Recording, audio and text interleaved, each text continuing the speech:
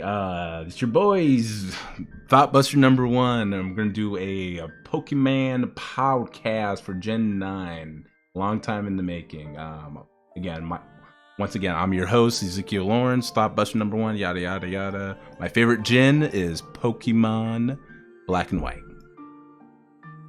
Good choice. All right. All right. So I, Chrono Epsilon. I was on the last one with Shin Megami Tensei. I go by Chrono Epsilon on Twitch, YouTube, Twitter, everything, and they'll probably just call me Will here. Will is fine. If I had to pick a favorite gen of Pokemon, that's kind of hard because my thoughts go from Gen 2 to Gen 3 and then Gen 5 to Gen 7. It's kind of hard for me to pick one. But like, I don't know. I don't know. If I had to pick one, I guess I'll just pick Gen 7 for now. It's good. I like Sun and Moon a lot. It's great. Yeah. Sounds good. All right. My name's Teddy. Real life name, gamer tag. New to the podcast. My first time ever doing a podcast. My favorite Pokemon generation is Gen 2. Heart Gold and Soul Silver was like one of the biggest games of my childhood that left a big impression on me. It's kind of tied with Gen 5, but I think Gen 2 beats it out a little bit. Oh, for sure. And yeah. All right, so we're gonna be talking about the biggest release that's selling like fucking hotcakes, even though it runs like trash. Well, we'll talk about that later. we'll talk about that later. But yeah, we're gonna be talking about Gen 9 and all of our thoughts. So, where do you guys want to start on? Like, what's your preference? Like the story, the gameplay, or? I guess. I'm thinking. I guess the story get out of the way. It's already pretty simple. Yeah, pretty simple. All right. So, go ahead. Who would like to summarize it, because it's not going to be. I know Will hates it the most. I know you feel at least indifferent to it, Zeke. Yeah. So, I'll start first. All right. Overall, I think the story is okay. I think it's decent for a kid's story, where nothing serious happening. There's nothing serious happening. There's no like world-ending event. And I like that this is pretty sure this is like the first time they've done 3 branching storylines with the 3 separate, I guess you could call them rival characters. I actually like all 3 rival characters. I wish they did more with them, but on like the surface level, I think they're good enough. They're good considering the low standards that Pokemon has set.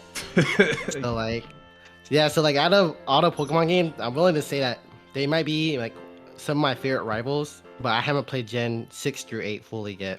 Right. But I really like them, design-wise, personality-wise, and each individual storyline I think is decent. Again, they could always do more with it, and I always wish they do more with it when it comes to Pokemon games. Like the Mona storyline, even though it's just like your generic gym battling and going to the Elite Four, I specifically like Mona just because she's literally like Goku, like everyone jokes. Like she's just really strong to the point where even a champion said that Nimona was going easy when she took the Elite Four. And then like when she meets you, she's already a champion, and she decides just to do like a new game plus and like starts over just to be a rival with you. I think that's sick. Yeah. Right. And then heard your COVID-19 was strong. Let me fight it. Yeah. And then Arvin, I like his design. His dog is cool. I like that he uses all the Pokemon that he accumulates throughout the adventure that he has with you.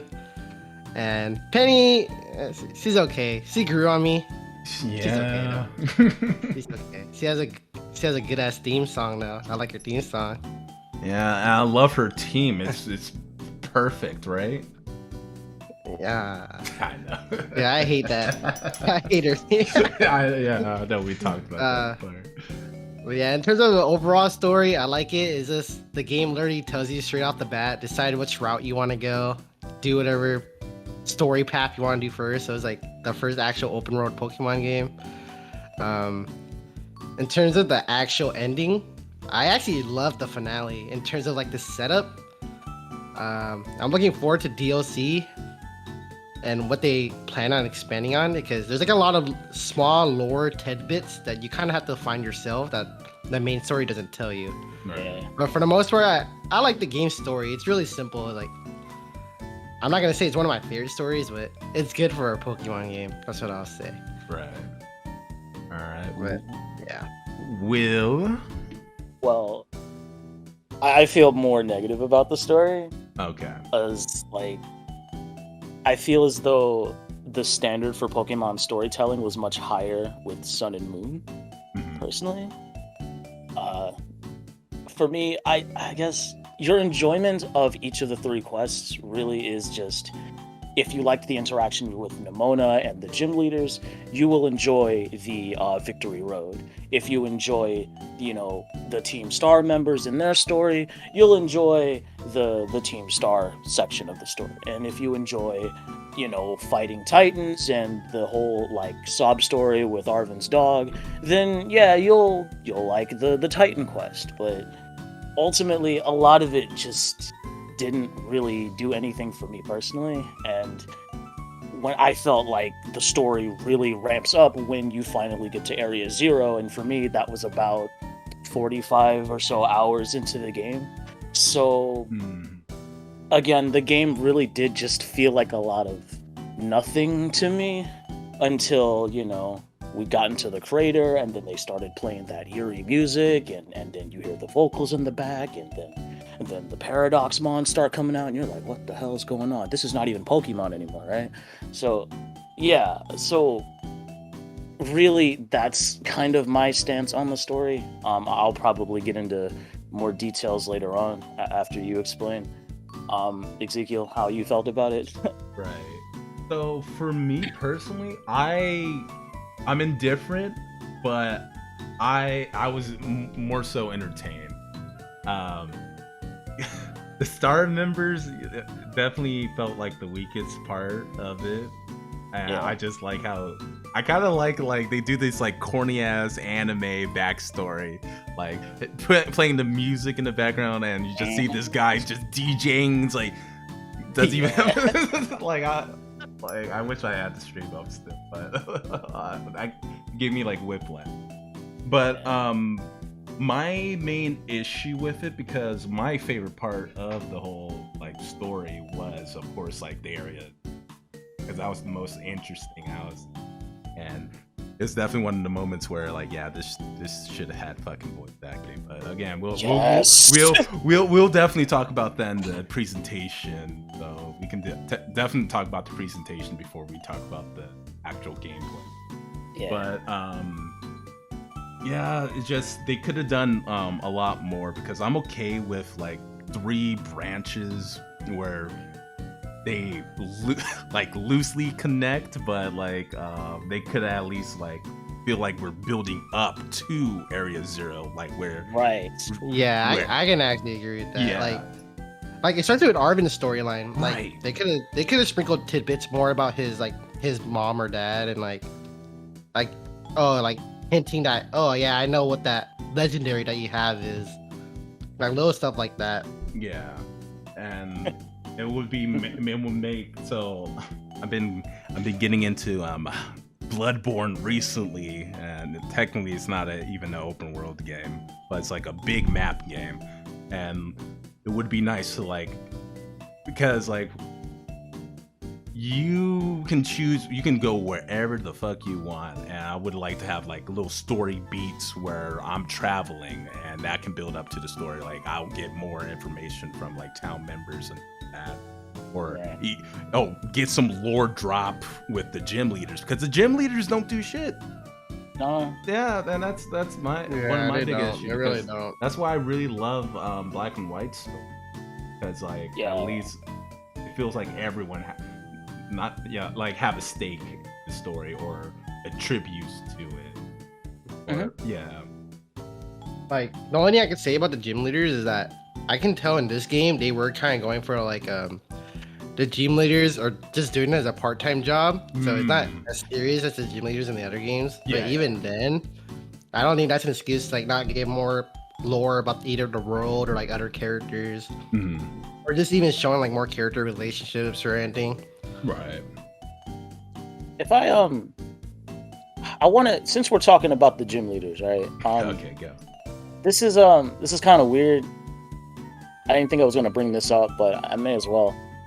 So like around the time, like the week before the game came out, when everything was getting leaked and everything, like there was like a lot of uproar on Twitch, on Twitter, with everyone complaining about how quote unquote woke the designs looked or whatever for like all the characters, gym leader.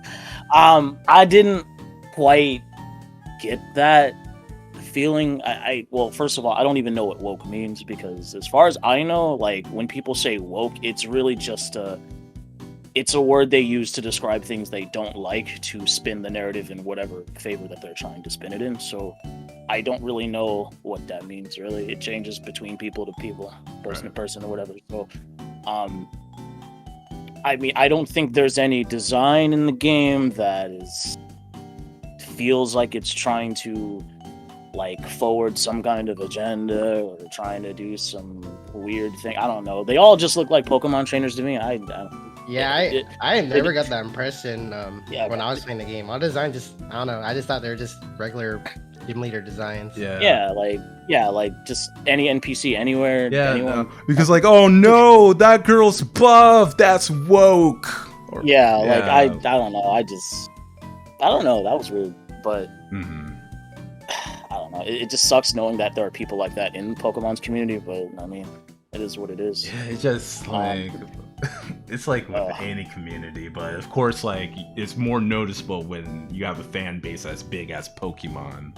Absolutely. You know? That was something that was kind of just on my mind, Yeah, that was weird. But yeah, none of the trainers or gym leaders or anyone really offended me. Except for the champion, because she was terrible.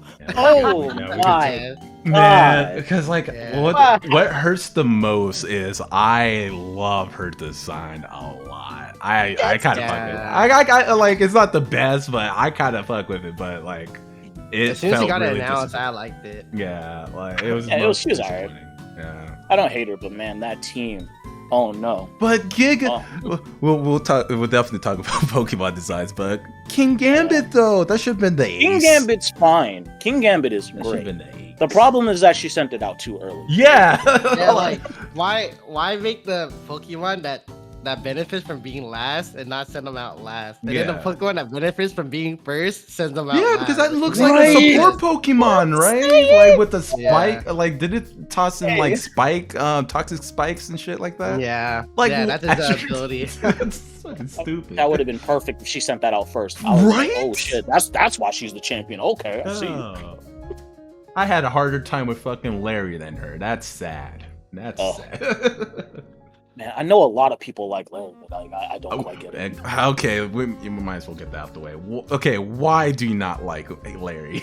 Well, to be fair, I don't really like many of the gym leaders, but like, it's just that I feel like it just says a whole lot about the Pokemon community when their favorite character is just a regular dude, just a boring guy in a suit with 2 jobs. It's like, relatable. Oh, this guy's a slave to capitalism, just like me, for real, let's go. What? Yeah, but that's the thing though. He's like, he's like Squidward, where he's so relatable that you just can't help but love him. Yeah.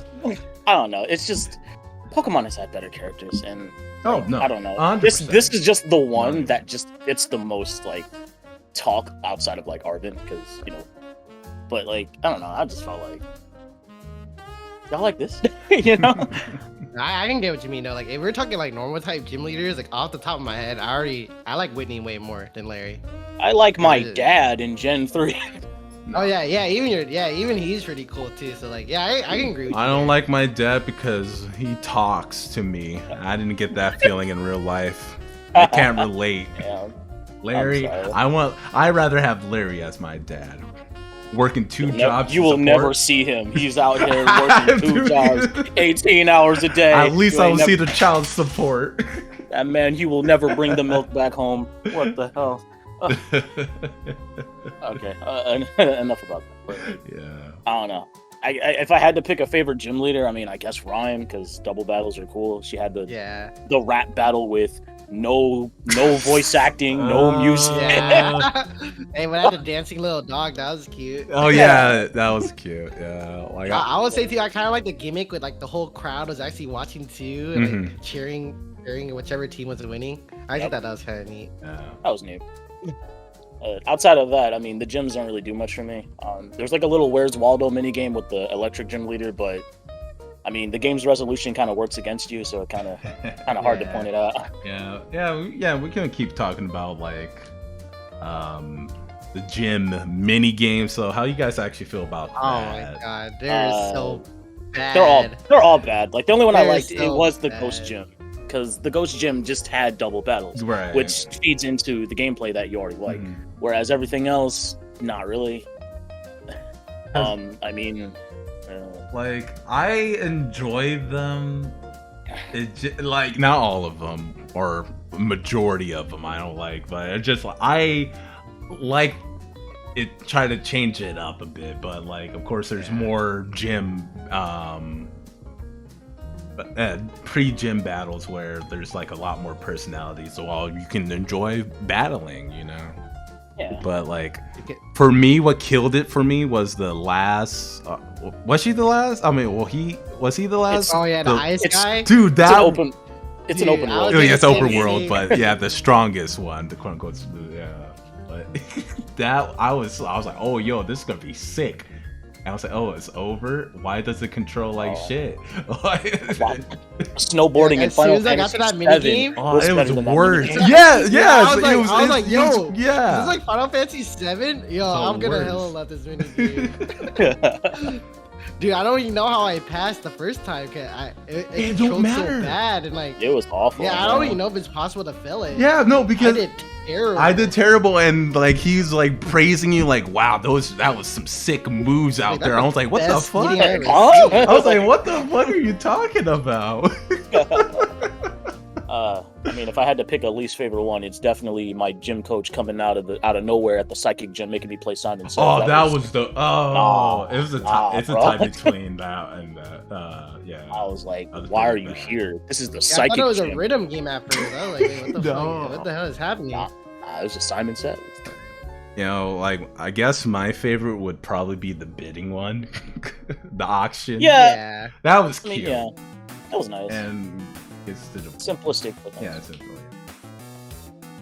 But yeah. Yeah, if I was pushing it, like I guess I was entertained the most by the Sunflora one, just because it was hella cute that they follow you around. Oh yeah, that was adorable.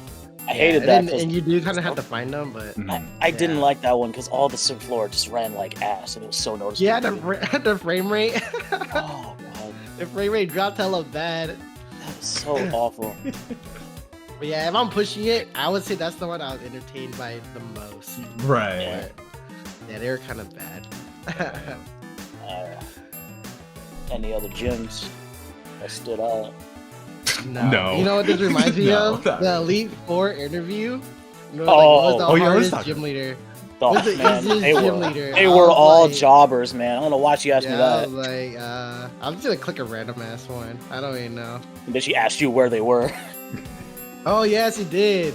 Yeah. I ain't gonna lie, I hella winged it because I made sure to like my last two gym leaders and the Elite Four. I definitely wanted to stream that. That was. Yeah. Oh, actually no. I streamed the whole end of the game and I was like, oh shit, who was the hardest gym leader? I'm like, most of them were easy. Hell, all of them were easy.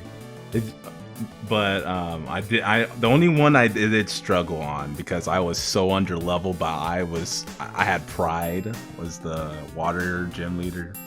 Really? Yeah, like what? I was like 10, 15 levels under. And I kept rocking. Well, it. you did have the fire starter. Yeah. I actually struggle against Rhyme. I actually would have Really? lost to her. Yeah, I actually would have lost to her, but she killed her own teammate with discharge. Oh. And I won. Yeah, if she didn't do that, I would have lost. I don't know why I struggled. I think I just brought either a bad team or I might have been like slightly under load or something. Yeah. There's not one gym leader that gave me issues. They were all just kind of bad.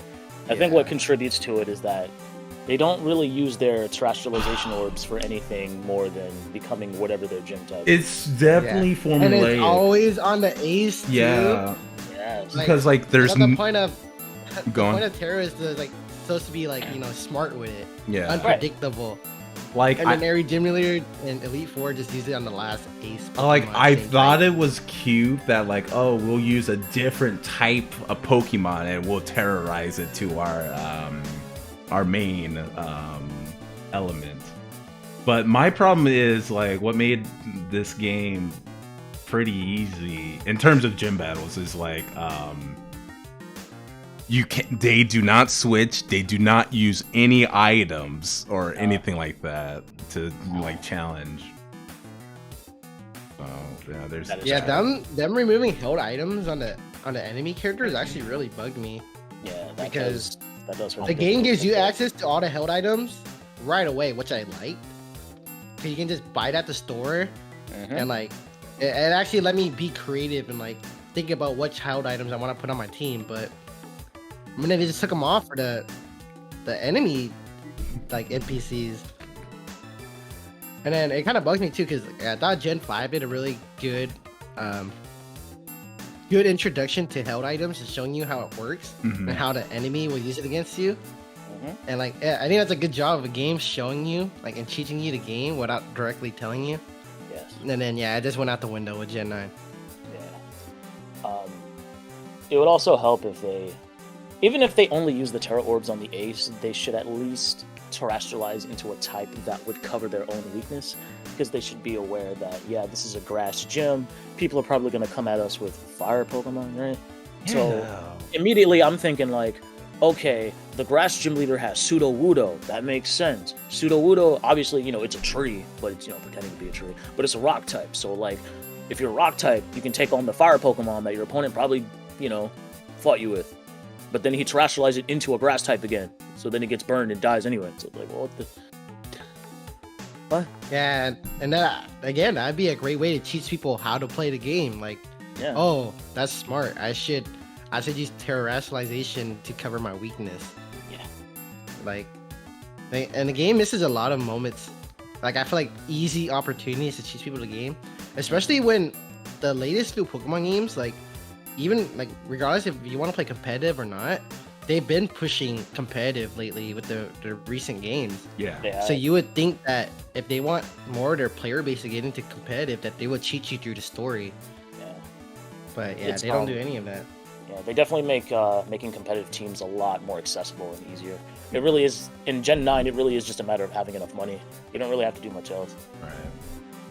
And there's something else I wanted to add on top of that. But I could go over like story details that kind of bug me, but it's up to y'all. Go for it. Before we get into the presentation of the game, which I'm excited about. But go on. So like obviously, when it comes to story, like my favorite story in Pokemon is Sun and Moon. Mm-hmm.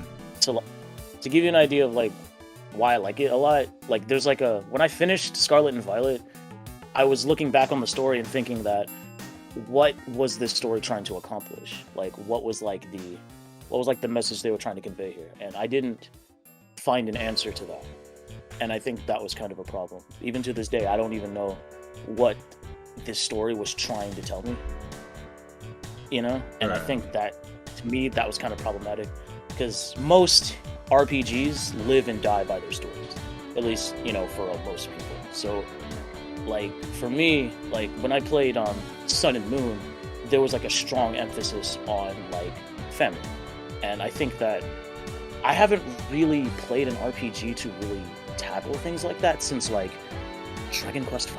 Yeah, I was going to say I can only think of Dragon Quest. Yeah, and there's like another thing that the game does, but that I want to tell you about. But before I get to that, I need to preface that what I'm about to say, I'm not trying to imply anything. I'm just saying this because fiction does this a lot. But like, what fiction does is that they often try to confer character traits onto the characters they make by like using like different color schemes. Mm-hmm. And typically the color black is often associated with a lot of negative qualities, like like filth or untrustworthiness or, like darkness, etc. Like just kind of bad things, really. But the color white is often associated with more positive traits, so clarity, cleanliness, or innocence, things like that.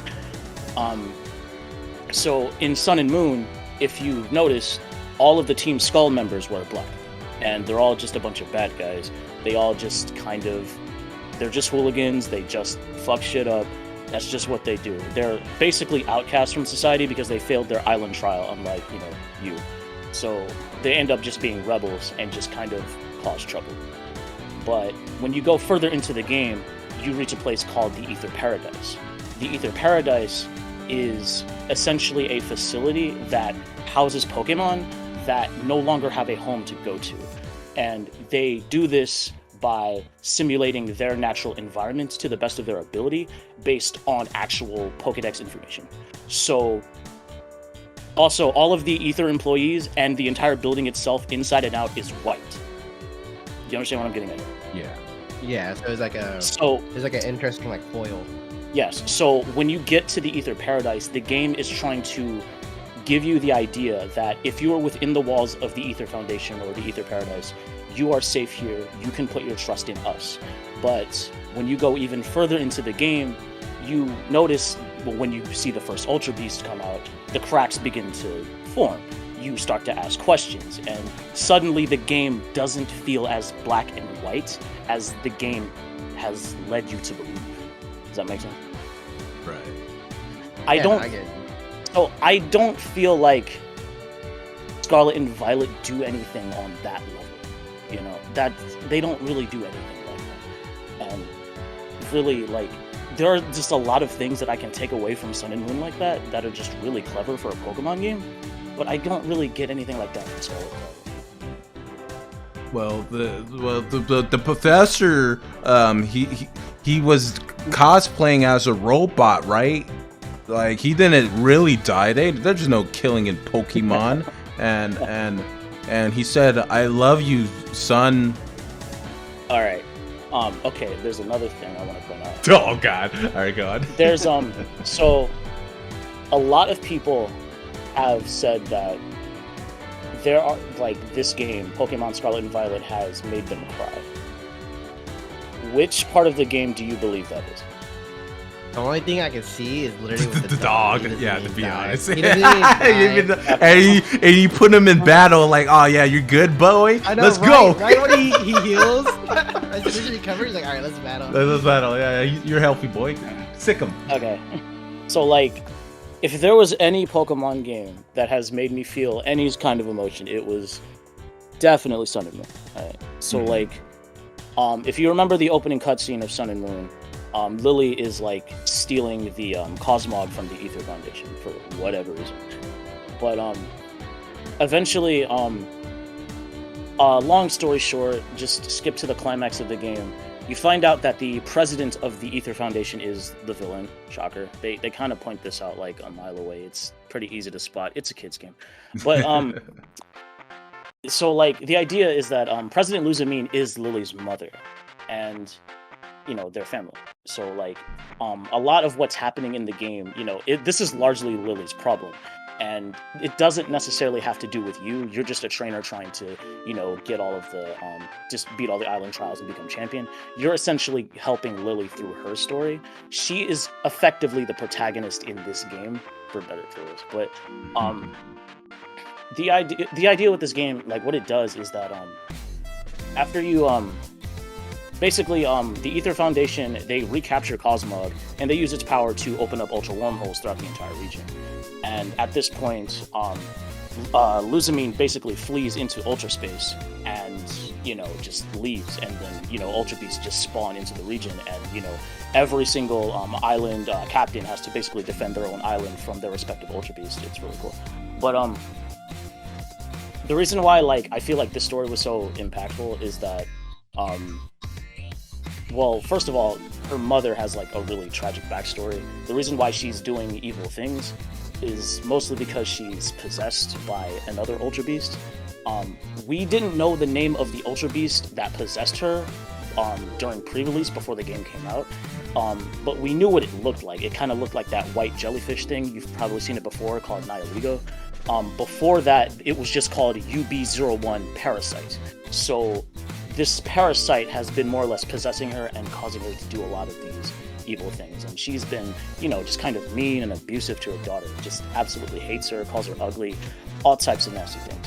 So, but at the same time, the reason why that she got possessed by it is because she ended up becoming obsessed with Ultra Space, Ultra Beast, because an accident had occurred before the events of the game started where an Ultra wormhole opened up and actually took her husband away, and he's gone. So, one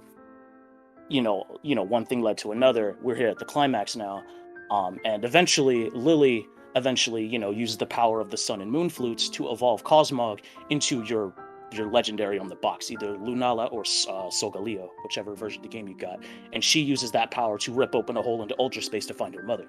So at this point, you find your mother, and her mother is just tired of her, just tracking her down. So she ends up surrendering her body to the Ultra Beast and combining with it, becoming this creature, this monster, this thing. Her humanity is gone now.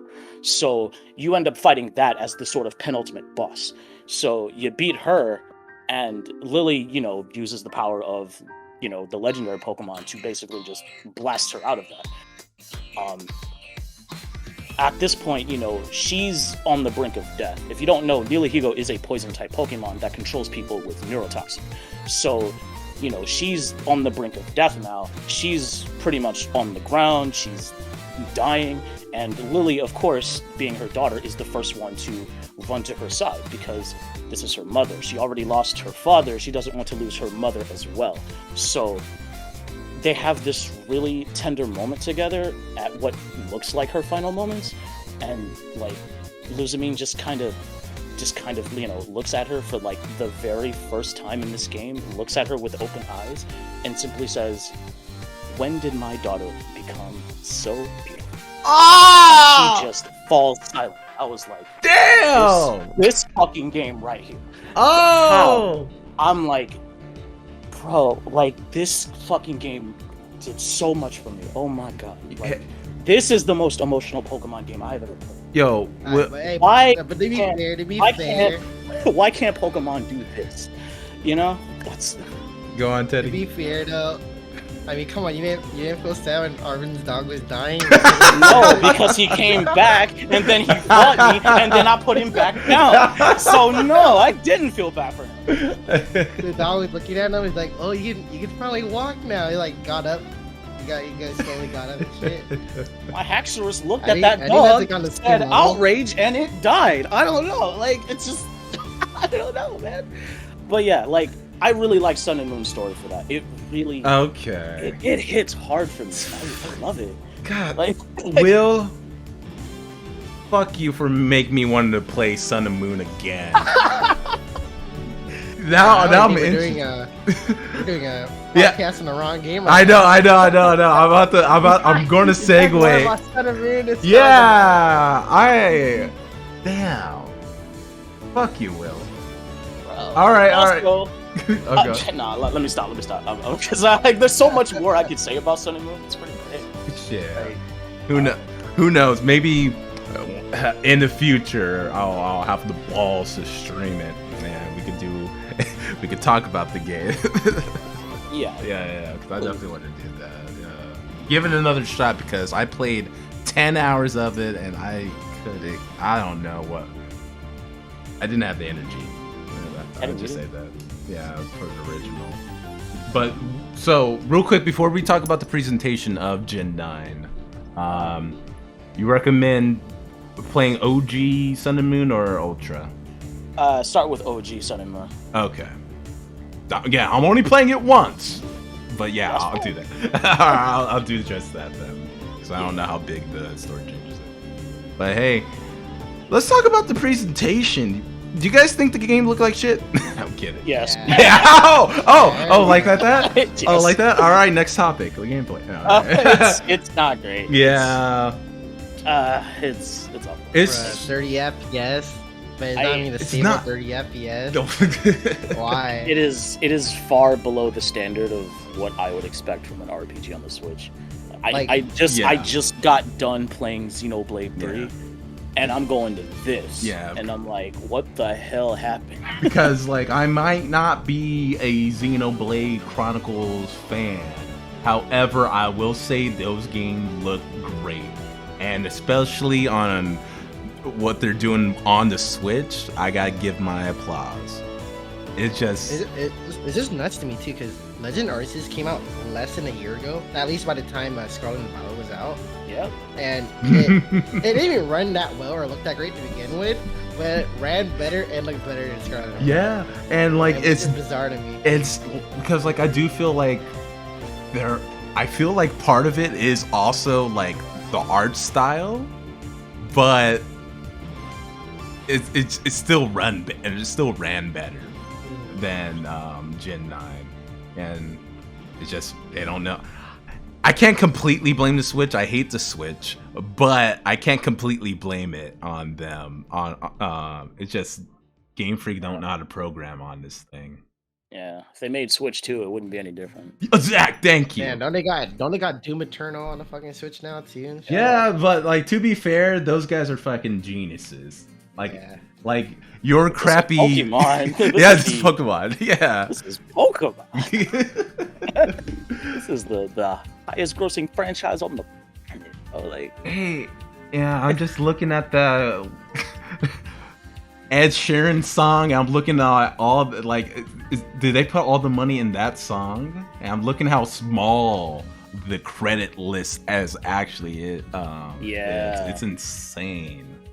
so like, Yeah, what I'm assuming is because I do think the people that made Legend Arceus was probably I think a separate team. That's why they were Really? able to.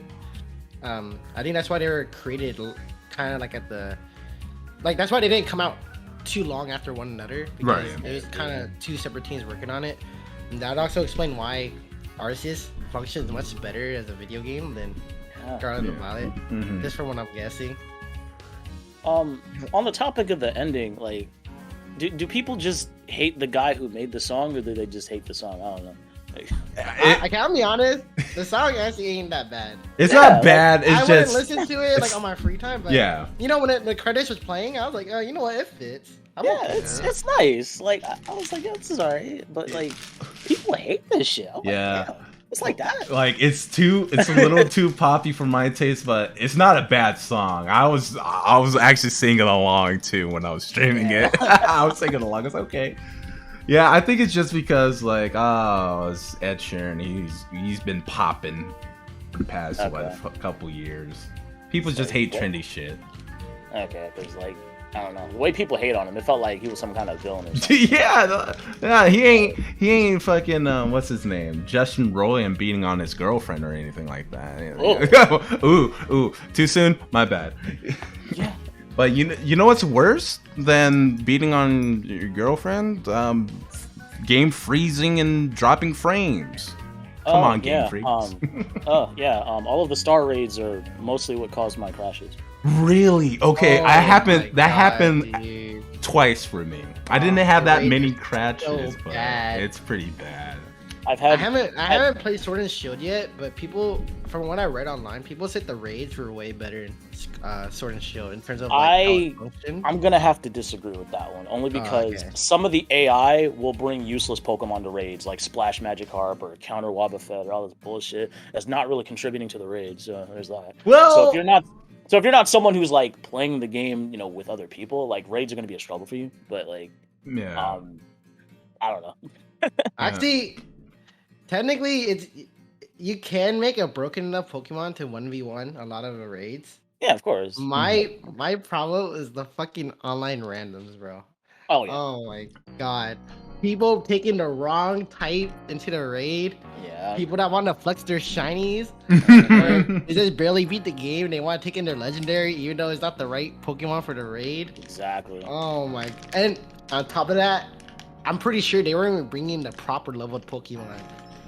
Because they just weren't contributing. It's should the really- contribution. I feel like they should display the level of the Pokemon in the raid. Yeah, as well. I would say that is definitely a part of Game Freak. How come they don't list the raid levels? Like I just go into every raid with level 100. Like, there's just no reason not to. Right. Like the only way to know is once you actually caught it, because like, oh, I think a 5-star raid Pokemon is like level 75, but you're only gonna know that once you caught it. So I guess since we're already on this topic, let's just talk about the raids. Yeah, go for it. I feel like it was done so terrible. Like it. In terms of online or just in general? I would say 70% online. Okay. But if we're just talking about in general, it really bugs me that if the enemy raid has like Intimidate or something, you have to read the message for each and every single Pokemon that intimidates. Yeah. That is, I think that's a problem. Like, just throughout the entire game. Like, Yeah. Oh. you remember Phalanx, right? All right, we're in gameplay. All right, we are talking about the pre-stage. Yeah, let's talk about the gameplay. But yeah, continue. Yeah, like you remember Phalanx, right? It has a move where like, it increases all of its stats, but it can't run away. So like when it increases all its stats, the game is literally going to be like attack rose, defense rose, speed rose.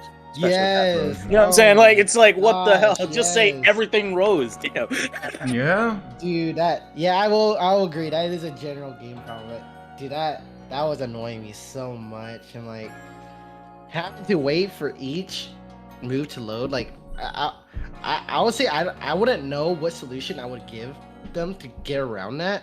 But it's so annoying having to wait for each action to load from like the other people in the raid. Yeah. And like sometimes I'm legit waiting like a full minute for my my like action to even go through. Yep. And then to even go about the online, dude, this is like one of the worst online experiences I've ever had with a game before. Yeah. Like it's up there for me too. like I think within an hour, I was only able to get in like 5 or 6 raids. In an Which hour? shouldn't be the yes. Holy shit. Because for one, when you try to enter a random raid, the game doesn't have like the proper like coding to like register that the room is full. You actually get an error message that the room is full. Oh. And the worst part is that like off the bat, if you try to enter an online raid and it takes longer than 5 seconds, one, you already know you're not gonna get in because it's full. And 2, you actually have to wait like a full minute just for the game to process that it's full and then kick you out of the room. And sometimes that happens. I'll literally join like 3 or 4 raids in a row, and that'll happen. I have to wait a full minute just for the game to tell me that the raid is not connectable to, which just means it's full. And then if you want to refresh the raid list, for one, you can only see 8 raids at a time. And then if there's an event going on, 4 of the event raids takes up half that list, which would be fine, but you have to wait 2 full minutes to refresh the list. So like the whole raid is just terribly done, and you can't filter it. So you might get like 1 or 2 star raids that you might not even need. Like, oh my, dude, it's just so terribly ran. Can I just say the event raids in particular, the Charizard raid that came out, that shit was awful. Okay, so like the thing that annoyed me with the Charizard raid is that for whatever reason the move Play Rough kind of glitches the raid, even though it's kind of the move that's super effective against Dragon Pokemon, because you know he's the Dragon type, Dragon Terra type Charizard. So if you use Play Rough to kill Charizard, sometimes it causes an overflow glitch and it actually resets his health, so you have to kill him again. Yeah, that was pretty fucked up because that Charizard is hard as hell. All right. So the same thing actually happened in the Cinderace raid that happened recently. I wasn't too happy about that, but we found a way around it and we beat it, but it was still stupid. So I don't even think they fixed it yet, as as per this recording. So what the fuck? It makes me laugh that out of all the glitches that they fixed first, they wanted to fix the duplication exploit, Yep. and like I think that's literally the only glitch they fixed. And then there's just a whole slew of like bugs and like like this the game is just not functioning properly. They didn't fix anything. They just fixed that one exploit. I did have a glitch in a Terra raid where one of my Pokemon showed up in the Terra raid, standing in front of the Terra Pokemon. Yeah. And he was just chilling. And I'm like, yo, why is my Bat's Caliber in front of this Gardevoir? Get out the way, we gonna blast you. That was yeah, weird. I've seen that before too. That they're literally just standing there chilling. Yeah. Yeah. Raid the online and the raid. Yeah, it could have been done better. It needs more cooking in the oven. Yeah, for sure. So I with don't know what they can do to fix it, but yeah, that's definitely the big thing. Yeah. So with all this negativity down our mouth, what about positive experiences from the gameplay side of things? Like about the school. You like the school? I like the school, yeah. Yeah, no, I fuck with the school. I'm still salty. It was like the second math test, and you're like, how many Pokeballs you get when you get 10? My. I was like, get 11. Yeah, you get 11. I'm like, fuck you, bitch. I know. I mean, you're not wrong. It's fucking be a math quiz, not like a like. Exactly. You get 10 plus to give you your premier ball. I was like, all right, smart ass. Alright, smart ass. That's like what a kid. Literally not even math. That's funny. Yeah. But yeah, I actually like the school. Like, I still haven't completed everything from it, but I did like not necessarily, it's not social links, but like, oh, hey, I can talk to the nurse and she's gonna get her degree and whatnot, so she can. She doesn't teach have a kids. degree, but she a nurse. Or some shit. No, they're teaching. Oh, I think degree. she couldn't get a teaching degree. Yeah, that's what I meant. I was about to say. I was about to say, yeah. I mean, the world of Pokemon, man, is wild. I think my favorite school storyline was the buff teacher, the super Chad one, because you see him in the cafeteria and he wants a peanut butter sandwich. And then like all the kids are like, "Oh my god, the Chad teacher is here! I wonder what he's gonna order. He's probably gonna order something like exquisite, like a steak rib." Oh, you or told something. me about this. Yeah. I don't remember this. Yeah, you told me about this. Yeah. He gets peer pressured and orders it, and then he talks to you, and then like you go up to him, you tell him, "Oh, you should get a peanut butter sandwich," and then he takes you out in private. He's like, "Thank you a lot for like supporting me there. I really wanted a peanut butter sandwich, but I gotta look cool for the other kids." And I was like, "What the fuck? This shit's funny." I would say that a lot of the teachers had charm. I kind of like all their individual storylines. Like I kind of like how one of the teachers was Rhyme's sister too. Yeah. She used to be a gym leader. I was the math teacher. Oh yeah, the that's math teacher. Yeah. The history teacher just made me crack up because he's like, "Oh damn, you know these 4 ruinous quartet legendaries? Like they're literally like the 4 horsemen of the apocalypse. You should like just release them just for the fuck of it." Huh? This is why I'm glad you guys aren't a podcast, because I did not know what the fuck. She's kind of wild. And then I'm trying to think. So there's the nursery line. I don't remember much from it actually. The only one I remember is the language teacher, because you get the Alolan Meowth in it. And, Oh yeah, not what? Alolan, Yeah, sorry, Poochie looks not like Alolan. fucking It's Poochie. Galarian Meowth, and Galarian Meowth's Yeah. like broken in rage, so I just did that move. Yeah, I kind of like his storyline. It was kind of cute. Like, what was it? There was like that Pokemon that he took care of, and then he decided to keep it. I thought that was Yeah. kind of cute. It's alright. Yeah, His haircut kind of crazy. Yeah, he's like, yeah. I just think of Poochie from JoJo every single time. Yeah. Yeah, and see, damn it. I feel like that might be like the one big positive I kind of liked about the game. But Like, oh, go on, Will. There's some battle system changes that I did enjoy. Well, I like how auto battles work in the game, because they don't actually hurt shiny Pokemon. So if you're a shiny hunter and you're just auto battling or whatever, your Pokemon will ignore it, so you don't have any accidents on that end. That's yeah. cool. But what bugged me was Arceus had a shiny jingle, Yes. and they took it out. I Yeah. don't know why. So the a lot of the Scarlet and Violet shinies, you can't even tell that they're shiny because the shinies in this gen fucking suck. If if if you're colorblind, you're out of luck, man.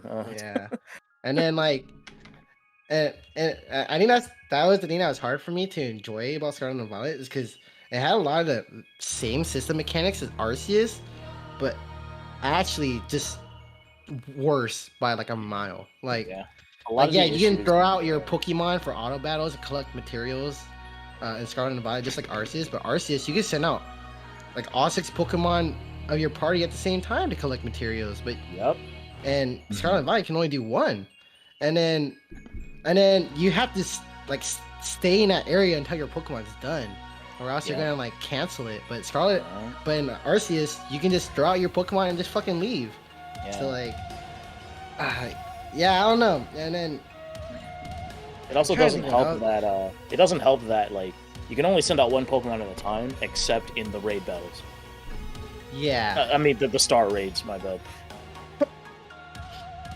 Yeah. Like, yeah, they're like the way I look at it is like there's like similar ideas, but you know, since you said like, oh, they're 2 different teams, they just didn't share fucking notes.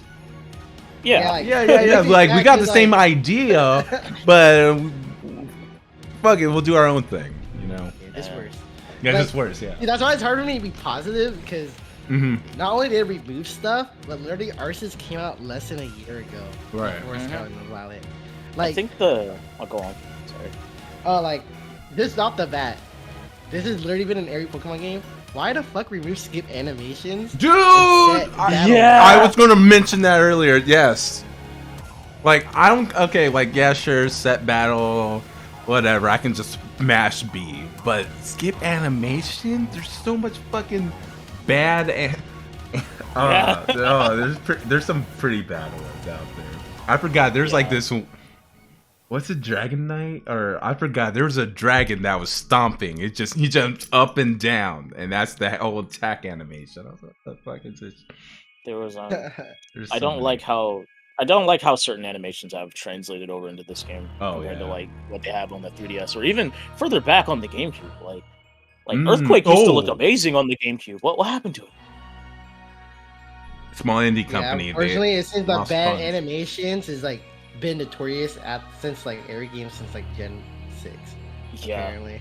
So. Like even Gen 6 had some better animations in those games compared to some of the battle animations we have now. Oh yeah. No. Like that's nuts. Like look at Brave Bird in X and Y. Look at Brave Bird now. You know what I mean? Like, I don't know if y'all know what the animation looks like. I don't know if you want to like Google it real quick, but like, I'm turns into like a ball of fire, right? But yeah, just check that out. Same thing with like Earthquake and all that. If I could name something good, I mean, let's see. Oh yeah, Koraidon and Miraidon are cool, right? Like, you know, I actually fuck with them. I know some people are mixed because they're not like, because I know the Pokemon games kind of set precedent with legendaries being like big, like I guess kind of world level threats, I guess, in a way. Well, like, I mean, legendary Pokemon typically have legends written about them within the games. Yeah, like yeah, pretty much. Whereas like, these Pokemon are not really legendary; they are just paradox forms of Cyclizar that exists in the game already. So, not really legendary. It's a thing. Yeah. Yeah, but I still like them. Yeah, they're fun. I'm not a huge. I love Koraidon a lot more than Miraidon personally. I did have Scarlet though, so I might be biased.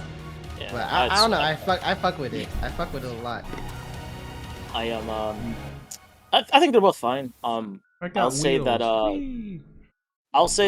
Miraidon's silhouette is unfortunate. Oh, yeah. if you know, you know. If you know, you know. That's all I'm gonna say. Nice cock.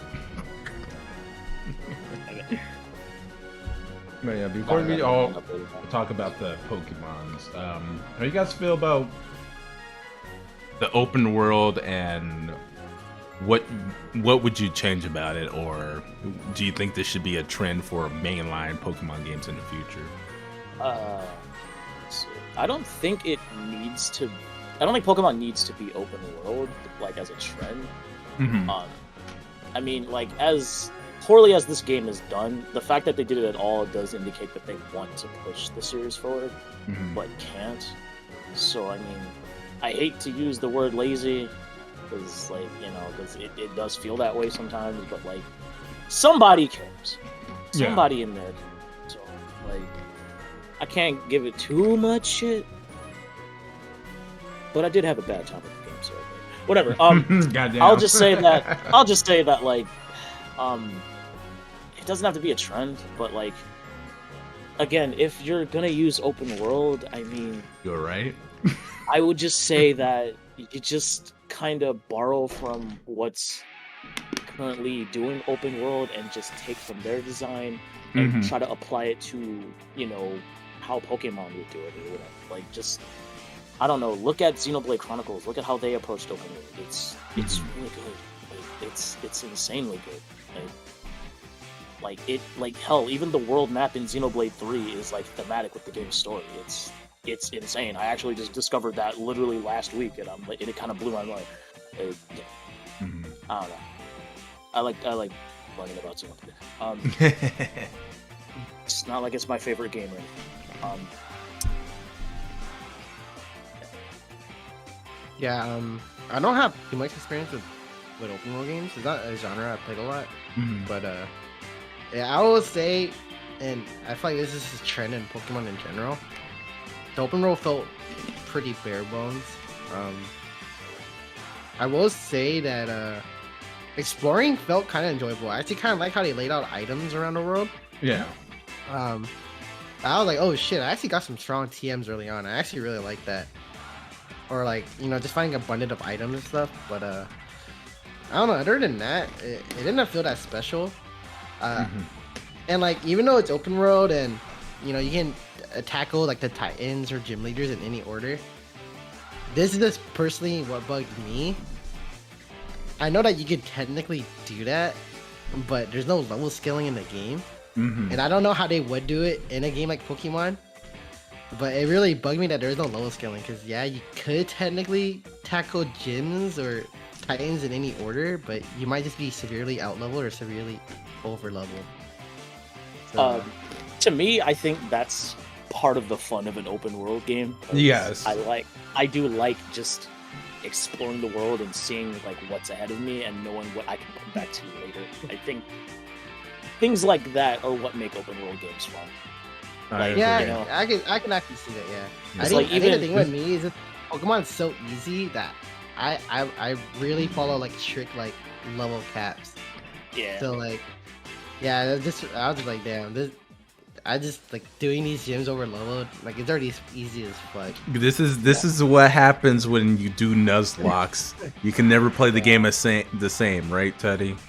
Yeah. Man. I will say though, it was nice though. I was catching like Pokemon like 10 to 20 levels higher than me. I actually had fun with that. I thought that was pretty cool. Yeah. Oh no, I know what I was about to say. Like, it sucks that your upgrades are tied to Titan battles, and I would like to have some of those elements early on, like climbing. That made the game more fun. Yeah. That's why I think that was the first thing I did. Like, I don't care how underleveled I was. Like, when I found out, hey, I get new shit from my my little motorcycle Pokemon. I keep doing the Titan battles so I can be able to get those upgrades. Can Yeah, I I can actually agree with that. I guess I can kind of understand not wanting to give you all the features right away, just so you can have like some sense of gradual progression. But yeah, I don't know. With the open world game, I feel like yeah, it should just let you do whatever. I will say that the game, it did have, like, I know just one area off the top of my head, and I didn't even find it myself. I actually learned it from a reviewer. There actually is an area that you can easily access once you get like one of the upgrades, but there's actually like a long regular path that you can take, but it's kind of hidden. So like, what's, you know, I kind of fuck with that too. It can reward you for actually exploring the area and finding other paths to the town. But I think that was like the only instance in the game that had that.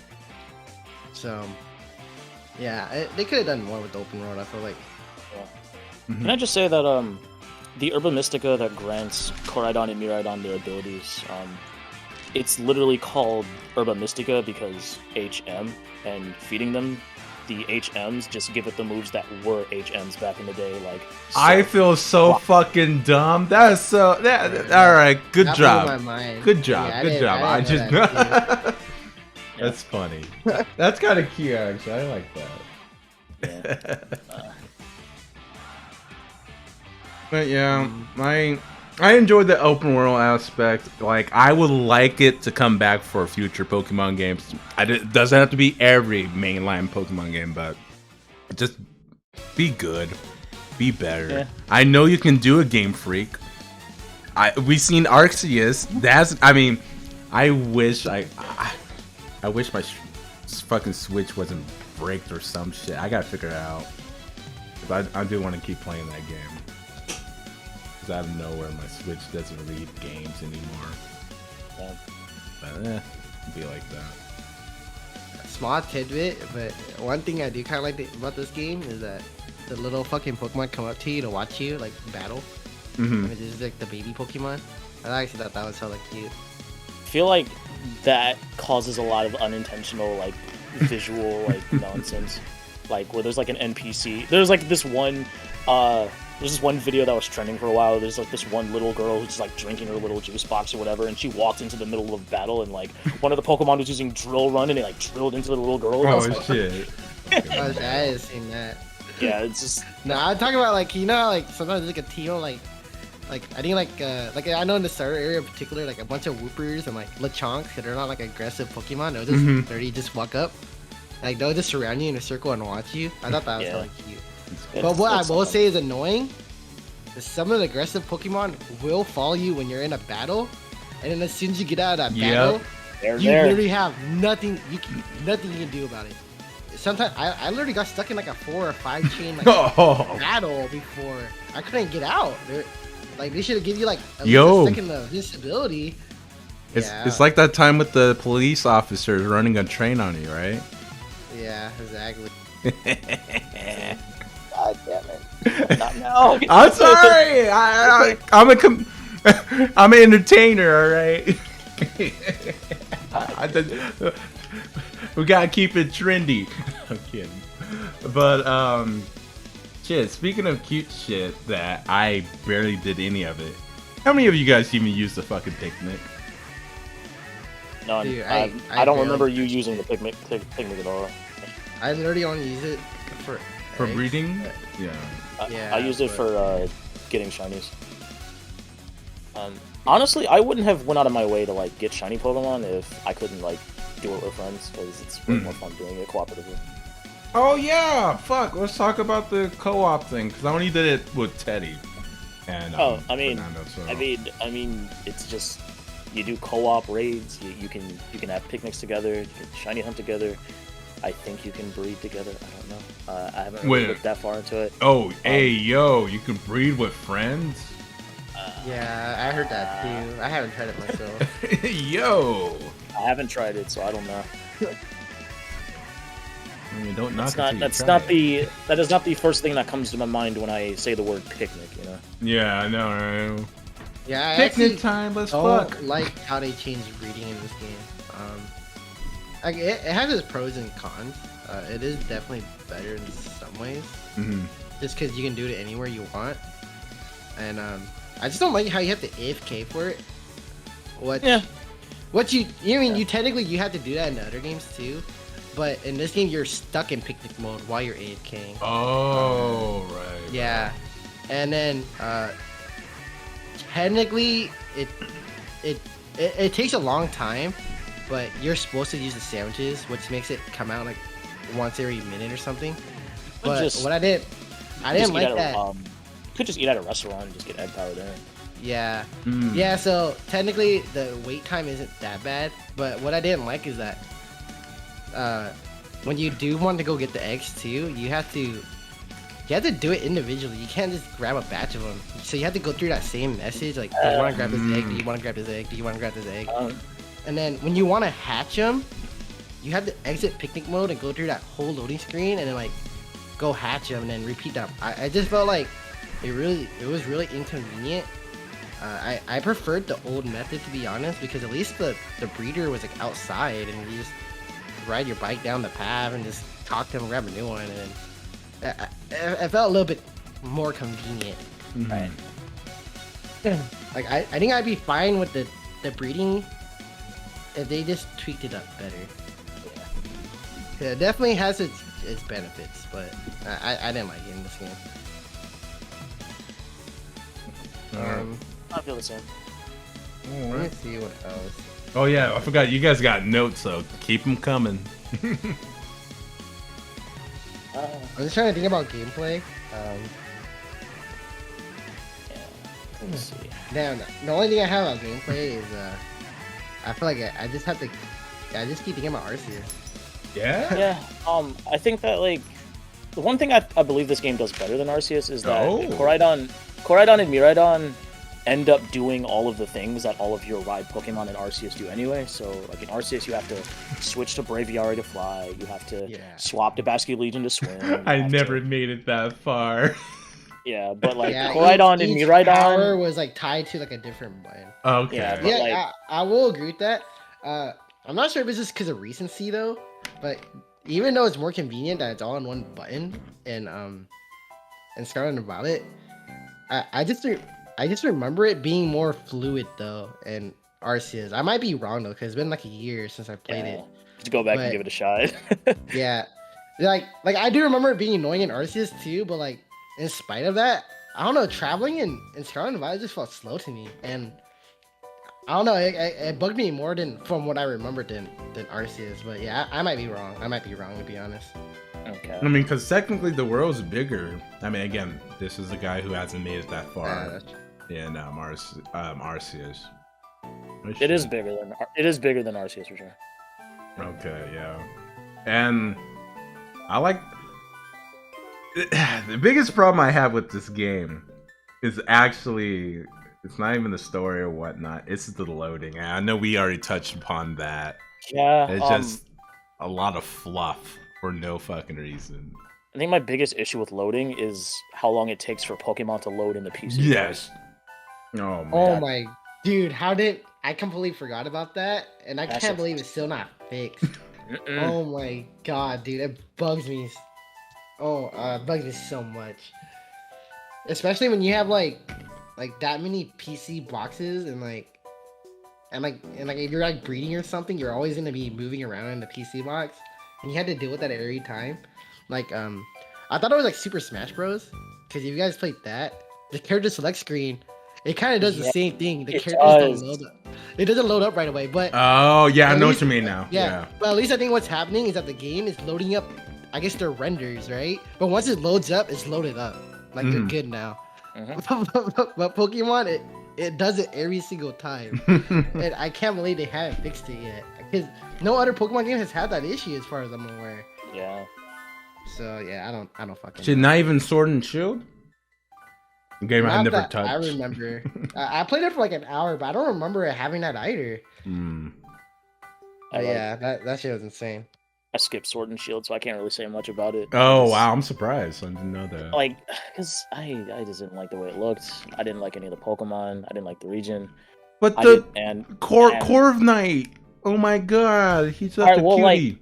all right, but like the thing is that like the only Pokemon from Sword and Shield I like are Corviknight, Eldegoss, and what is Urshifu? But Urshifu is DLC, and that's it. Yeah. I Man, don't you really like are really good at Pokemon names. Holy shit, I don't know. I don't know what It- the fuck those it are. helps. It also helps that I play the card game and they're Gotcha. Yeah, that's how I know him, to be honest. Because I played the card game too. So. Yeah, I have to Oh, like. dude, you know, I completely forgot to mention this. Mm. The customization option in this game. Oh is so god, it's so, so limited. bad. Yeah. So at first, when I played the game, I was like, oh, there's a shit ton of hats and like backpacks. I don't know what the fuck people are on. And then and I was like, wait, I can't change my main uniform. I think what threw me off is because Zeke had Zeke has Violet. So I saw he had like a black suit, and I thought he just bought it from a shop. Hey, And I was like, nowhere sells any uniforms. And then I'm just thinking about the the brief time I played Sun and Moon and like Gen 6 X and Y and even Sword and Shield, like dude, like I only have a few hours in those games, and even straight off the bat, they already have way more customization options, like way more. I don't know how they went so backwards, and like I can kind of see what they were going for, because it's a school, and you're a student now, so you have to be in uniform, but you're literally on summer break in the game. I'm pretty sure, aren't you? No, like you're on. Yeah, like the semester's like over, so you're just like, yeah, you're good. Go. Yeah, so I find your treasure, like, quote unquote. I was like, why?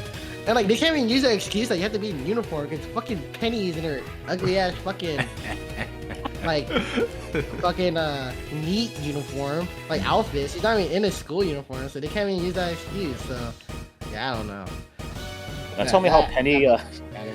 You want to tell me how Penny got away with the shit she did? Yeah. She hacks your phone and she embezzles league points from the Pokemon League into your account, and she doesn't get punished for that. That's great. Hey, but it's kind of realistic though, because they're like, oh shit, she's such a good hacker, we should hire her to improve our security system.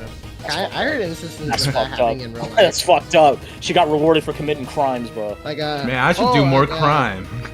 Like that movie Catch Me If You Can. You know, based off the true story, the guy that committed fraud, the FBI hired him because he was so good at fraud. Dude, I wonder if I got real good at selling crack, I can work with the government. Yeah, you could probably be a we call it insider. yeah. No, how do you on the spot? Yeah. But, any more gameplay shit? I'm running out because I got my tier. I'm gonna rock the tier list right now. There is I like how Pokemon actually do they react to the weather. Oh? Oh, really? Really? I didn't know that. I saw Igglybuff being blown away by the wind. Bro, what? Yeah, that's funny. There's also like I sent out my Salazzle in like the ice area where the ice gym is. Like you can actually see textures of ice like build up on her body. Dude, I was gonna say that was actually something I didn't like about the game. I guess I was wrong, because compared to Arceus, at least initially what I thought, they actually gave a lot of Pokemon's unique like overworld interactions, like Mr. Mime with like the shield and stuff. Yeah. Like if you actually encounter one in the wild, he'll put up an invisible wall and you can't approach him. And like there's a lot of instances like that in Arceus. So that was actually one of my critiques with Scarlet and Violet, but I actually didn't know that. There's also what's that Pokemon? Zoroa, the one that causes the illusion. You know, he'll disguise himself as another Pokemon. Oh yeah, and Nintendo does that as well. Yeah, that's it also makes shining hunting a lot harder. That's true too. Because he can disguise himself as a shiny and be like, psych. I guess we can talk about I guess I want to talk a little bit about I guess Area Zero. You guys already kind of covered it. I liked it a lot for the most part, because like you said, the music is amazing. Yeah, the Undertow music, the Toby Fox song, the one like greatest songs in the game. Also, I will actually say I fucking loved the the moments with all four characters, the protagonists and the rivals. Yeah. Seeing them interact and talk throughout Area Zero is actually really cool. Yeah, and only they had voice acting, and it just made me so much more sad that there weren't more moments like that in the game. Yeah. In that one area. And like, even once you beat the game, they just become NPCs with like one line of dialogue. Like you can't even re-battle them. No. Yeah. Really? They literally just toss them. So like, it really made me wish they did more with them, because that was by far my favorite thing about the game. Like, seeing all the characters interact in Area Zero, the banter, seeing how their personalities clash. You get even more backstory about the characters. I will say there are some parts in that area I fell asleep on though, because them taking out the mount really bugged me. I can see why they did it, but like it's easy. It's understandable why they would do that though. Yeah, but it was just so slow, and then I got lost more than once. That's funny. But yeah, for the most part, that area is pretty cool. I guess just a nitpick. I kind of wish they did more with it too. Like, I know they did like double battles 3 times for each rival that you had. Like you teaming up with them. I wish they kind of did that for the final part too, when you're like going against the Paradox Pokemon that come out of the portal for the first time. Yeah. I thought that was kind of cool. And then the final battle was fucking dope. Yeah. I actually thought that shit was hella cool. Yeah. First, I guess not the first time, but one of the first times, I guess they actually killed off a character. I actually like how it's like a little thing. I kind of like how your legendary is like the little beta version. Oh yeah. Yeah. He has to reclaim his alphaness by the end. I thought that was pretty cool. That's funny. And then just the detail with the professor, dude. I really love how it had a master ball for like each Pokemon. I thought My man was throwing master balls like candy. Like candy, dude, yeah. that's from the top of the building too. Like, 0 effort, dude. That was cool as fuck. Yeah. I'm not gonna lie, that shit was hella cool. That It was shit so cool. anime. So yeah, I love the final battle. And then even like the little last part, like, and it made sense to me too. Like, I'm gonna lock you all out from using your Pokeballs. Oh, but you can use the legendary because that's the professor's Pokeball. I'm like, alright, that's pretty dope. And there's the little things like the animations the professor had, and like the final like farewell as they like jump into the fucking time machine. They do like that fucking peace sign as they go. I just thought the whole ending was sick. It was sick. I will say, I don't know if you were done with your. Yeah. You can go. I'll say that like the only thing that really bugged me about like just those the story beats there is just that the game really does remove a lot of the character's agency when it comes to a lot of these events. So like when it comes to Team Star, it's really up to you to defeat all of the Team Star guys and disband Team Star. Like even though like it doesn't really involve you, it's kind of your problem to deal with. It's also your problem to deal with when it comes to the Titan Pokemon. It's also your problem to deal with when it comes to Arbin's family struggle with the the whole thing in Area Zero. So ultimately, it's you who disbands Team Star. It's you who destroys the Paradise Protocol at the end of the game. So like it kind of removes a lot of these characters' agency, and they don't really have too much spotlight. Whereas in Pokemon Sun and Moon, it's Lily who's the one who steals the Pokemon from the Ether Foundation. It's Lily who, basically puts in the work to understand the legends of the deities of the Sun and the Moon. It's Lily who evolves her Pokemon into the legendary, and it's Lily who overcomes her mother's obsession with the power of Lunala or Solgaleo, depending on which version you have. The game is not interested in taking away her agency as a character to solve her own issues, but Scarlet and Violet just don't do that. So, yeah, that's... Yeah, I heard a lot of people say Sun and Moon. Lily is very much the protagonist, and She is. the main character is just her bodyguard. That's what I heard. Like, she's the best Pokemon character they've made, period. They have not topped that yet. What about Red? He doesn't say shit. I like when my I like when my boys don't talk. I'm not gonna lie, I fuck with that too. Little Jotaro, bro. Yeah. Yeah, go play Sun and Moon. I like that game. I can tell. This is now the Sun and Moon podcast. Yeah, I know. Yeah, get this Gen 9 shit out of here. Get out of here. I guess I'll talk about this since I'm probably the only one that nerded out this much. There is a little bit more to the lore that the main story never tells you. So Oh, yeah, I already you told went Zeke about this deep. too. Yeah, go for it. What I actually really like, and I hope the DLC covers this too, I like how it's actually not clear if the Paradox Pokemon are from the past or the future. There's actually a lot of implications that the Paradox Pokemon might be entirely made up from like the imagination. Yeah, it's actually pretty interesting to look into it. But in short, it's not actually a time machine. The machine essentially kind of brings ideas into reality. Because if you did the history lessons in the fucking school, the explorers that first explored Area Zero, like they never actually saw any Paradox Pokemon. I'm trying to remember why. I think either because they couldn't actually make it to the area, and I think the little Scarlet or slash Violet book, depending on what game you have, is just there. It's the explorer's ideas of what you could probably find in Area Zero, like their theory. And if you go in the library too, you actually see drawings of like a Paradox Suicune. Or it's like a combination of Suicune, Entei, and Raikou. Saw that. So some of the Paradox designs are like really out there. And then even like just thinking about it rationally, like how would you find like ancient Pokemon from the future, like in Area Zero? Because the explorers that first came to Area Zero, there wasn't a time machine yet. The professor created, so it wouldn't make sense to see Pokemon from the future. Like if Scarlet was the only game, you can kind of understand why there's Pokemon from the past there, but not. It doesn't explain why there's Pokemon from the future without the time machine.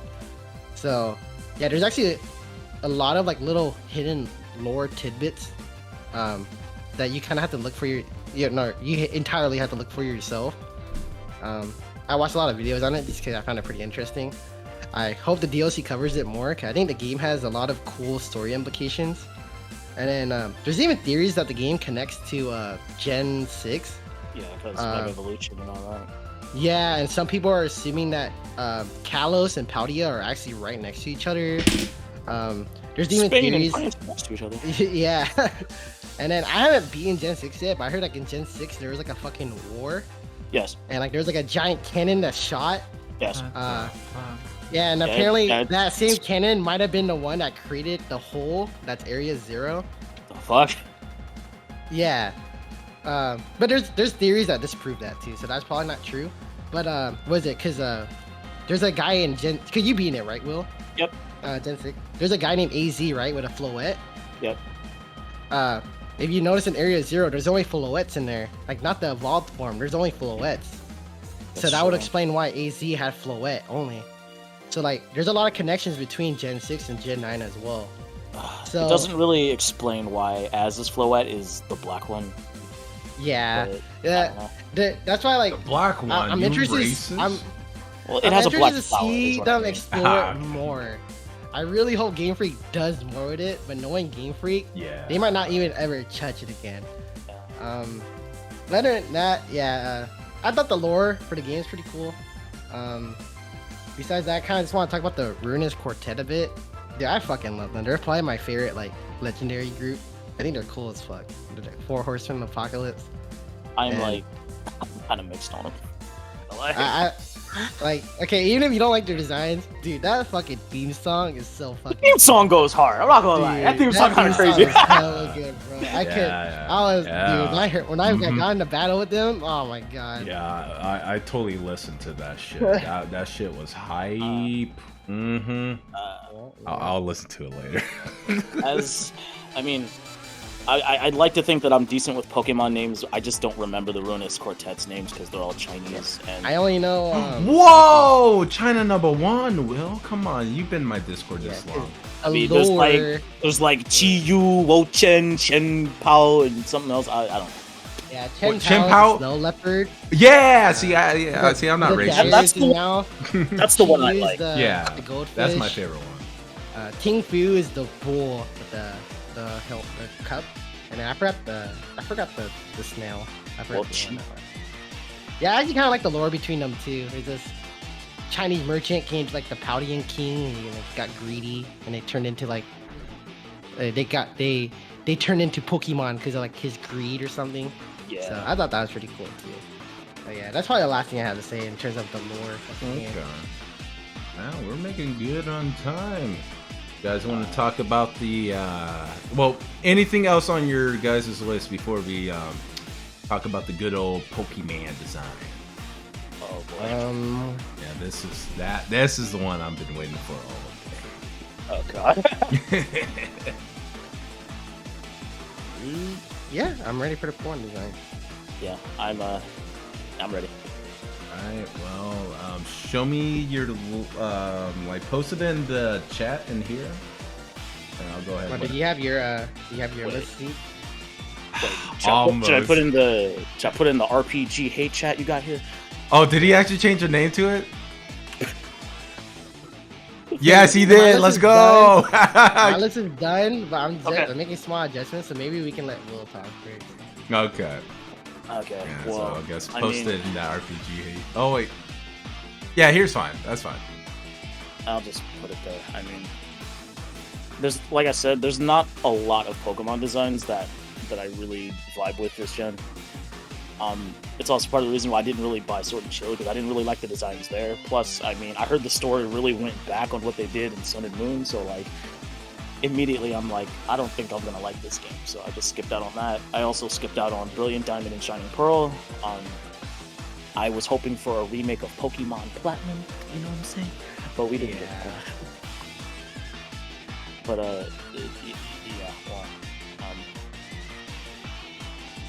whatever. I adjusted it.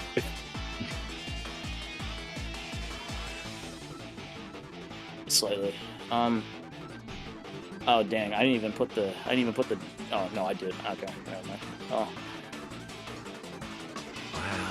Wow. Huh. So, why you hating on the dolphin? It's stupid. Nah. He's a hero. It's stupid. What? But he's literally like Superman. Like, you gotta switch him out, cause he's That he's is switching into very superhero. stupid. You don't like it That's so cool. conceptually? No. Okay. So I guess before I go ahead and talk about, because there's two designs I'll defend on a hill for, but I do want to know, what do you like in a Pokemon design?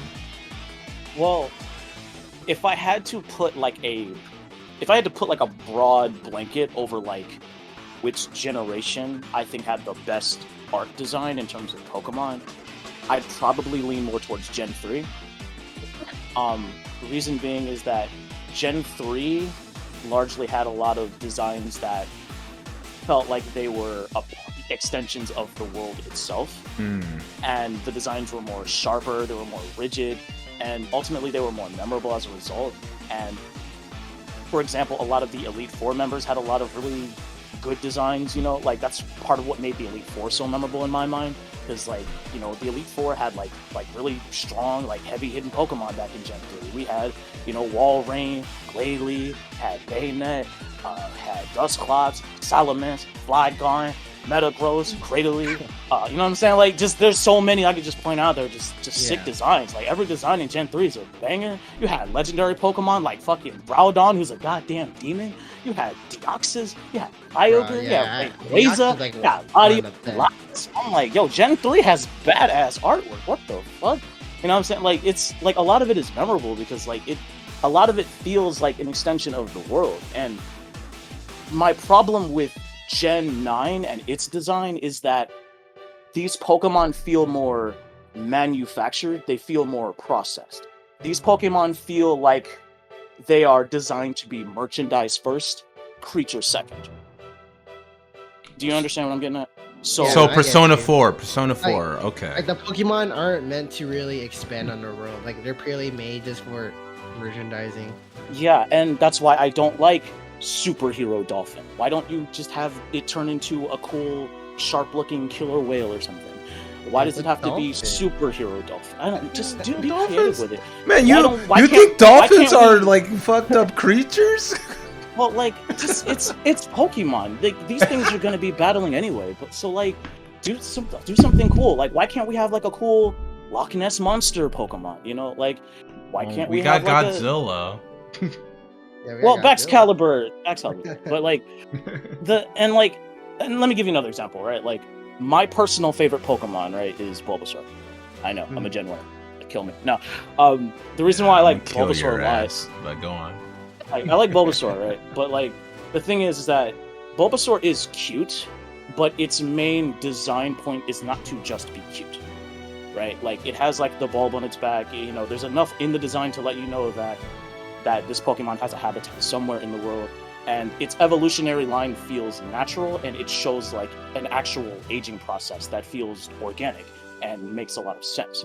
You know, you can see the plant sprout on its back and the animal that carries it that ages it, like along with it. Like it's part of the reason why I like the evolution mechanic so much. And that line just feels natural to me, opposed to my cat that puts on a mask and does magic tricks. Does that make sense? Well, yeah, no, that makes sense.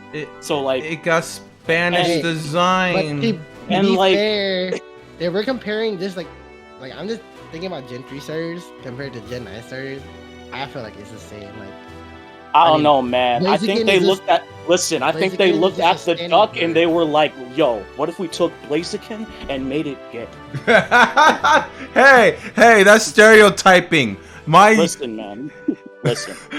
I'm not saying the duck can't have its fans. I'm not saying you're not allowed to like it. All I'm saying is that I have lesbian friends in the Discord who are nowhere near as gay as this fucking duck. All right, that shit is. No! Oh no! I'm sorry. I can't do it with this duck, bro. Oh, God. damn. Its name doesn't even like come off the tongue that well either. I don't even remember it. Okay, I ain't gonna sugarcoat it. I do until the it's like when they go to the middle evolutions, I'm like, oh, I'm gonna back up. I'm gonna back up a little. I was kind of feeling like, okay, Florigato is okay. Like, kind of looks like a Digimon.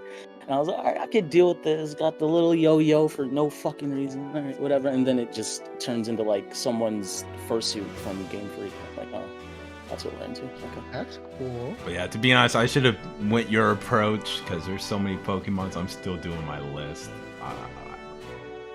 Like, I don't. I don't know. I don't really like this gen because a lot of Pokemon do fall into that trope that they all feel like they're processed and gimmicky. Like there's a fucking dog made out of fucking bread. There's fucking whatever the hell Spidops is. There's fucking Tentacruel is a mushroom now. Like the fucking earthworm thing is stupid. Like Whoa. It is literally like a really bad Super Mario enemy. Like that doesn't look like something that like a professional artist made. That looks like a first grader's art project. That looks terrible. Like, why is that in the game? And they called it the lurking steel titan in the game. I'm thinking my childlike imagination is like lurking steel titan. I'm thinking like that's gonna be a Metagross, that's gonna be Aggron, that's gonna be Steelix. What the hell? That sounds crazy. And it's this ugly ass worm. This is terrible. I was mad. Like, nah, I'm sorry. That wasn't it. I love Earthworm. He has a big old smile and like tiny little arms and I stuff. want to kick it. He's adorable. I don't like the car. I think it's dumb. It has rocks for wheels, and they made it fly, and then they kind of trick it out with all this crap in the star raids. It's dumb. I don't like Vroom it. vroom. I don't like the tumbleweed. It's dumb. Yeah, like we can all agree on that. We can all agree on that. I don't like the fucking the dung beetle. I think that's dumb. Fucking belly bolt's stupid. God, that thing is hideous. It's just God, and like the starter Pokemon kind of disappoint me the most though, because like they are like the first things you see in the game. They are what give you the first impression of the game. And my first impression was that I was looking at, Sprigatito, and I'm thinking like, like Bulbasaur is cute again, but its main design point isn't to just be cute. But when I look at Sprigatito, it is specifically designed to just be cute. It literally, you just have this tiny body. It's just a cat. Undetailed limbs. It has its giant fucking head with its big anime eyes that look at you and say, "I'm cute. Pick me." Pick me. I'm breedable. I like the starters, but I kind of agree. I actually agree with you with Sprigatito. Like The I just Venusaur is, like, the don't. most unappealing. Like, I just don't vibe with that. And then, like, you had the pretentious duck with stupid hair, and then you have, you have Fuecoco, who's like a dumbass, I guess, and that's supposed to be endearing. Like, I just, no. I don't like any of these designs, dude. Damn. It doesn't help that like Skeledirge looks like a fucking pinata. Like, I just, no. He's so bad. I love the Croc, man. Sorry. It's a fire torch, man. He does a little song. He got a little hat. Yeah, but like, He sing with the bird. I don't like it. Like, I don't want Pokemon to just be these. I don't want the gimmick of the Pokemon to overtake the organic qualities of it. I don't want my rabbit to become a soccer player. I don't want my chameleon Fair. to become a spy. I don't want my monkey to be a drummer. I just stop. It's dumb. It's stupid. Stop that. That's stupid. Like, these designs suck. Like, Damn. stop that. Hey, to be fair, I'll argue that I actually kind of like the thematic, I guess themes they've been giving the starters. Like, To be fair though, I do give an exception to one, and that's Greninja because he gets a lot of cool shonen moments in the anime. But that's it. Like, I don't know. like, And he's in Smash Brothers, but like that's. I'm just thinking about like Gen 6, how like, you know, Finnegan is like a wizard, and then Greninja represents like the rogue, and then like Chestnut is like a paladin. Like it like represents like classes in like RPG. I think that's really cool personally. So I actually like in Gen 9 starters that they represent different they reference different aspects of Hispanic culture or Spanish culture. Yes. And there's even a whole video I watch on them. Like each starter represents a different region from that area. Like neighboring areas of like Spain and stuff. Mm-hmm. And I actually thought that was super cool personally. It just feels. I can't agree with you on the starters. Yeah. I love them. I personally love them. Yeah, I just hate it when they're like, let's make our chameleon into a spy because James Bond is British. But whatever. I will say that Gen 8, I couldn't really see the reasoning behind it. Like I know you don't like Sabo, but I love Sabo, but the final evolution is ugly as fuck. I don't know what they were trying to represent other than it's James Bond. Poor Buddy is the only one that made sense. Like I can see what they're going for, but yeah, I don't know if the others. I don't know. I just want more like organic, like sharper and more rigid designs again. Like I can definitely see what you mean. I will say I think well I'll pull up my tier list in a bit actually. I will say for the most part I like most of the new Scarlet and Violet designs, but to be fair, a lot of them are also like Paradox Pokemon. Yeah, same. That's how I feel about it. Huh. But man, fuck it. You're not done with your list yet, right, Zeke? There's so many fucking Pokemons. All right. I'll just post my list. Yeah, post your list, and I am going to speed run this because. Yeah, I didn't put any of the smaller evolutions because it just. I should like I was giving you shit because like there's a difference, but now I kind of agree with you. I should have done that, but I'm too far in. I'm too deep in. Oh, okay. Fuck. I posted my list. You posted yours? Okay, let me pull up this up. Oh shit.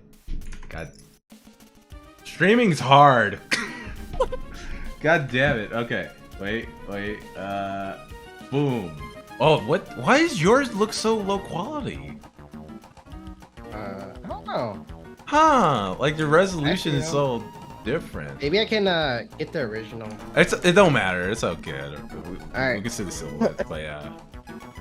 Now usually me and Teddy, like I would say like 7, 8 out of 10 we have like similar tastes for the most part. Let me see. The only thing I would have changed this list, but it would have been minor changes. Like, I think I would have moved a lot of more Pokemon down, but for the most part, my opinion's still the same about most of them. Right. Yeah. Again, I love the Ruinous Quartet designs a lot. I think conceptually they're really cool. I love how they're just corrupted items that turn into Pokemon, and like they're just destroying they want to destroy the world because like humanity's greed. I just think conceptually cool. I love the legendary designs. I love all the Paradox designs.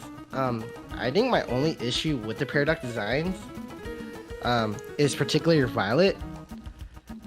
First of all, the naming for the Violet Paradox Pokemon just adds iron as like the prefix. Cause that's the future! Oh my god! Right, so yo! Iron Hands, Iron Bundle. To be fair though, like I like that naming convention because obviously in the past they're trying to describe Pokemon with like as few descriptors as possible, and if you say the names out loud, it sounds like caveman talk.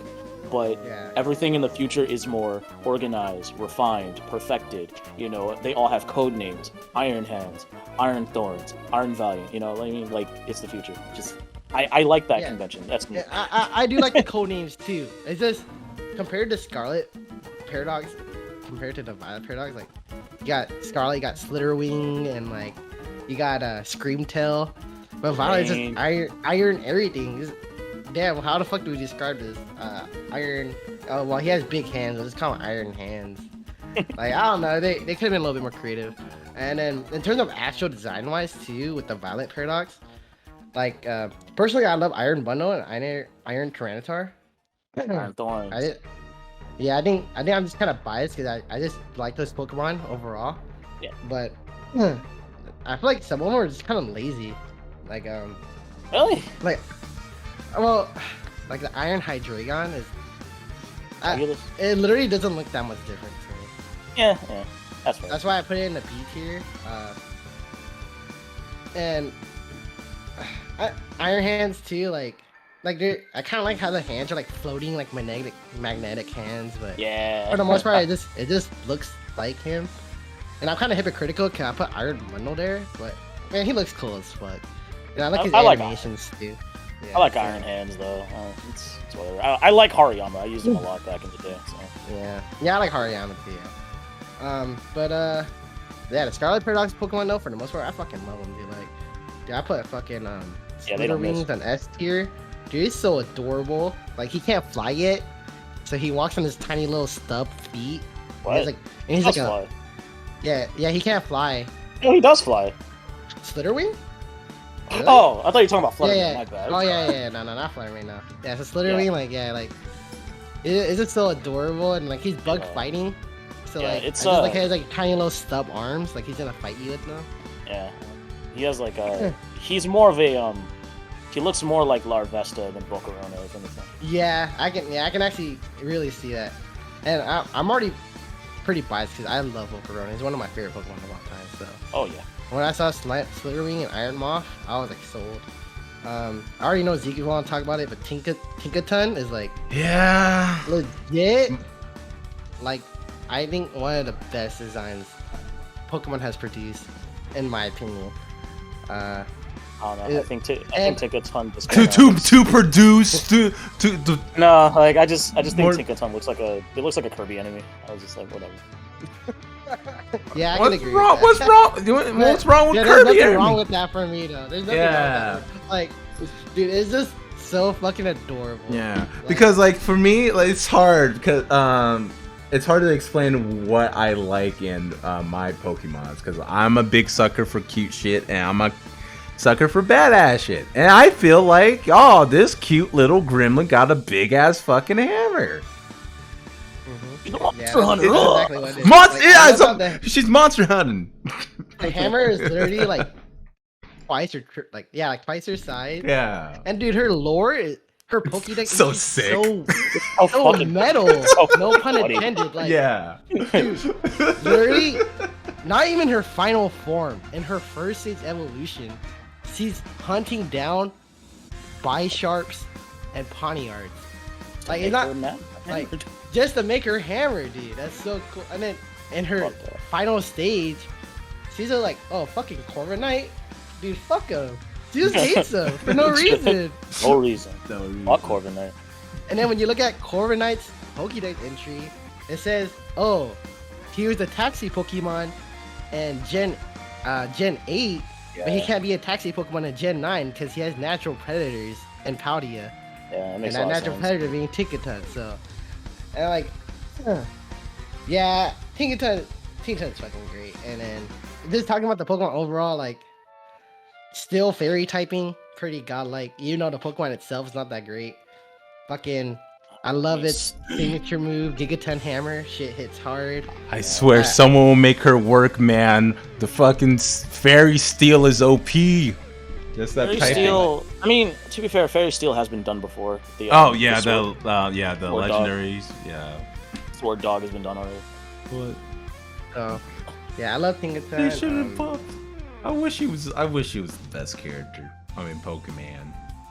Yeah, I mean, if I had to pick like a design I really like in this gen, it's Cerulean Edge and Armarouge. Obvious reasons. I mean, they're fucking Mega Man characters at the end of the day. Like, Yeah, no, like, that's for sure. If you're gonna take from Mega Man, it's gonna look good. Right? Like, it's just, Yeah, dude, Armarouge and Cerulean Edge is definitely got like, dude. It made me mad that they didn't give that Pokemon to the champion. Yeah. You would think that the champion would have a Pokemon like that. right. I suppose like Cerulean Edge because it matches your color scheme. Yes. And then, kind of speaking on that too, it's kind of backtracking, but I feel like they should have gave her fucking Goldango. She could have been like the parallel to Cynthia, bro. Like, I don't know if Golden Go will allow her to be a parallel to Cynthia of all things. well, I mean, it's just kind of like he kind of functions like Spiritomb, got like typing, and guess. they're really complicated to acquire. I guess, yeah. In that respect, But- yeah, I guess so. And also, I don't he's actually a good Pokemon, so her team wouldn't be dog shit. True. But and then just speaking this kid, I know you hate Goldango's design. I fucking love Goldango's design, bro. He's so cool. Dude, Wacky, like, wavy, inflatable arm foiling tube, man. Yeah, woo! bro, he literally skates. He literally has a fucking flying skateboard that he uses all the time. He has like a little holster, like he's ready to get a gun, like a cowboy. And his moves names. Yes. Make it rain. Make it Oh, fucking honestly. rain, dude. You get extra money after you end a battle with him. Wait, really? Yeah, it's basically That's Meowth's sick. Voodoo. Oh, okay. Hell And then yeah. his signature, his ability, good as gold. Not only does it sound cool as fuck, cause it's like spaghetti western reference, Mhm. but it's also like one of the best fucking abilities in the game. That shit's ridiculous too. It's broken, that? yeah. Yeah, Goldango I think is actually like the #1 most used Pokemon right now, according to the Piccoletics. Yeah, it's Really good Pokemon, and his design is cool as fuck. Yeah. Yeah, I don't know if there's any other Pokemon we're talking. Oh, Dondozo Tatsugiri is like one of the coolest concepts I've seen. It's neat. I their really little- love. little Yeah, I really symbiotes. love when Symbiotic relate. they do double strategies or like just unique concepts in general. Like I really love Oreo Choreo and like what he can do in like a doubles meta. And like Right. this doesn't even have to be competitive wise, but I really like in general when they do like unique ideas like this. When like Pokemon just have synergy with each other. This is also why I wish there were more double battles in the game. Yes, Yeah, dude. so you can experiment with that. Dude. Why is there only one Yeah, doubles that's battle in this the whole thing, yeah. fucking game? It's just one gym with doubles. That's it. Like, So part of me want to say I understand why, I don't. but I don't. Yeah. All the battles you can skip them. It doesn't matter. Right. Like you don't have to battle any trainers. Like it's all optional. So like, Yeah, why yeah. not make them all doubles? That's true. Yeah. 100%. yeah, so D- Dondozo oh. Tatsugiri, really good DLC. DLC. design. Yeah, that's true. God damn it, Kojima, you are a fucking genius. Sorry, I'm calling every Japanese developer Kojima. All right, let's finish it off with me. I ain't gonna lie, I'm sorry to disappoint. I kind of half-assed. I was trying to really remember what was in my top 15. I mean, not top 15. My tier list. I don't remember a lot of these fucking Pokemon's names. That's the problem. I don't blame you. See, I'm like the most I name it. casual Pokemon fan here who hasn't played a lot of the games, but fucking Yeah, but not C tier. All right. yeah, you see what I did there? You just made all borderline tier.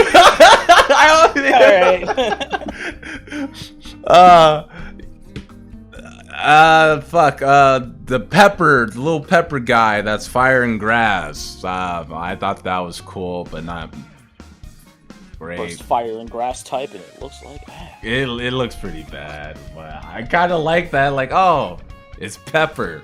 Yeah, green pepper, red Conceptually, pepper. it's cool in my conceptually. Conceptually, I don't yeah. I don't like its second level too. Well, I might as well get the low tier. Okay, there's one thing I would change, like the little dogs. the graveyard, I would have put the evolution higher. I don't know why I put it in D. I think I was just like, ah, fucking go. Yeah, just throw them in there. Yeah, just throw them in there. But I do not like the Squidward looking duck ass motherfucker. I don't know. It rubs me the wrong way. It rubs me so wrong compared to like the final evolution, which it got a dumpy. Oh, I didn't say that about Pokemon. Man, it's pretty gay. Yeah, it's pretty gay. But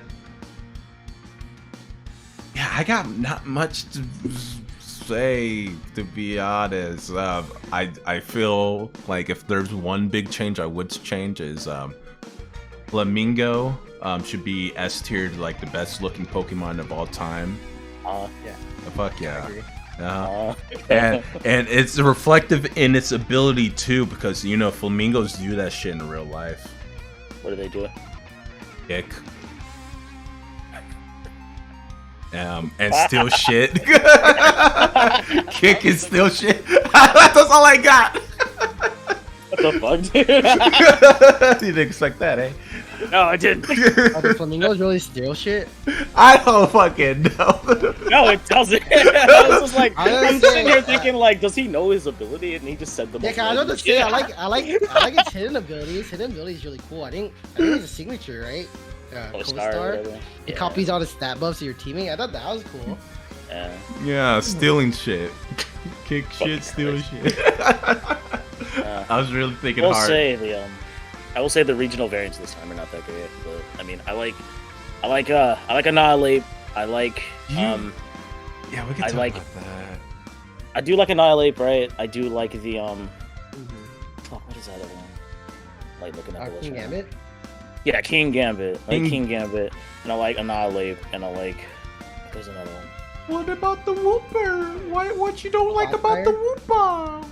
Oh, Whooper's. Oh, God, Whooper's in this game. Oh, bro, that's why I didn't put it on the list. I fucking forgot. Yeah, that's what I thought. Man, I legitimately think. I'm a sucker for cute shit, and somehow they made it cuter. Look, it got fucking skull bones. I legit want a plushie of Clodsire so bad. Dude, like, same. You know, like a Squishmallow? I want one of Clodsire, just a giant one so I can lay on. Yeah, because like, although again the game looks like shit, the animation pretty bad, but when he attacks, and his like little like claws or bones in the little holes. Yeah, I thought that was sick. Alright, so the other regional variant I was trying to mention was the Black Tauros. I think that's cool because it has. Oh, dude, I love. It has like the it has like the water and the fire type versions of it, and I think that's cool. Yeah, Black Tauros is sick. Yeah, I guess I just put them whatever because I like how they look. It's just I actually only came across one. I haven't seen the other ones. But I don't. Yeah, really they're pretty rare. Oh yeah. Yeah. Okay. But yeah. Can I just say though, like, what's really funny, like the Elite Four in this game is like, the first one is ground, so like I beat her with ice, right? And then like the second one was steel, and I was like, okay, threw me a curveball, you know, that was interesting. The third one was flying, and I beat it with ice. And then the last one was dragon, and then I beat it with ice. I was like, wait a minute, this Elite Four kind of jobbing right now. It's just crazy to me that the champion still was like the worst one out of the Elite Four. Yeah. Yeah. But it was just the only justification I could give is that Nemona was technically the true champion and the final boss in that round. I don't even like Nemona, so it doesn't even matter. Okay. So I'm basically like, done talking. I'm not justifying it, but that's the only justification I could see. So what you don't like? Oh, okay. Wait. All right. Let me finish with you, Teddy.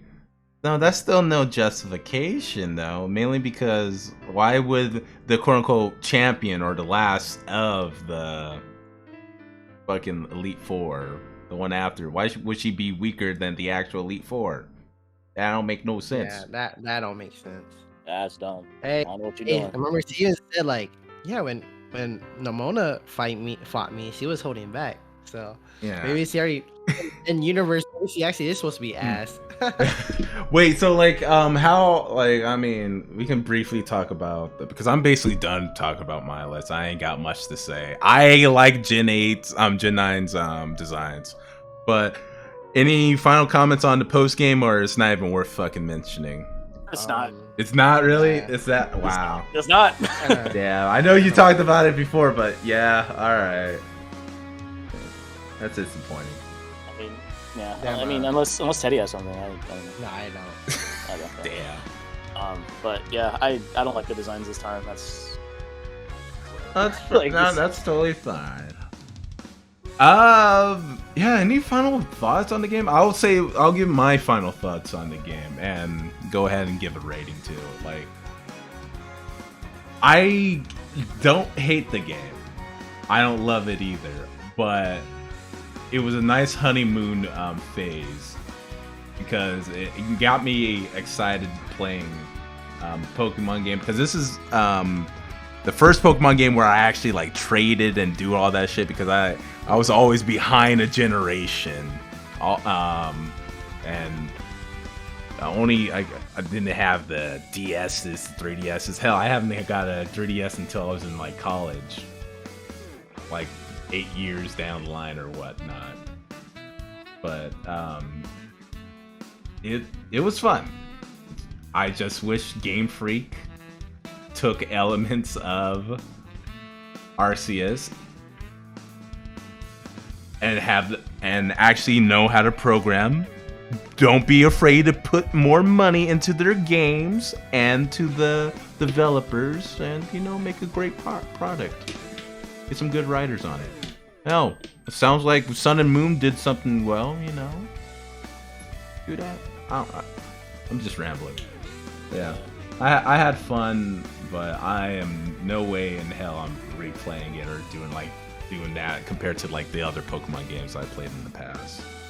Yeah. It's a good 6 out of 10 game. I recommend it once it's like $30, but it's Pokemon, so whatever. Everyone already bought it. Yeah, right? This game sold like fucking crack, man. It's insane. But yeah, Will? I cannot recommend this game.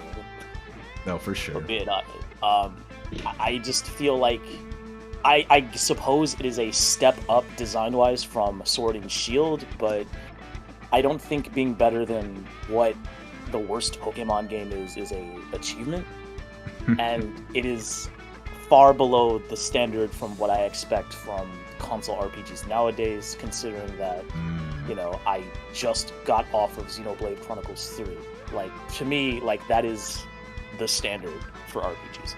So, like, they gotta try harder, and yeah, they gotta do better than that. And unfortunately, like, as an RPG, it just doesn't reach that standard, and as a Pokemon game, it's only slightly better than just the worst one. And the characters weren't doing it for me. The story wasn't doing it for me.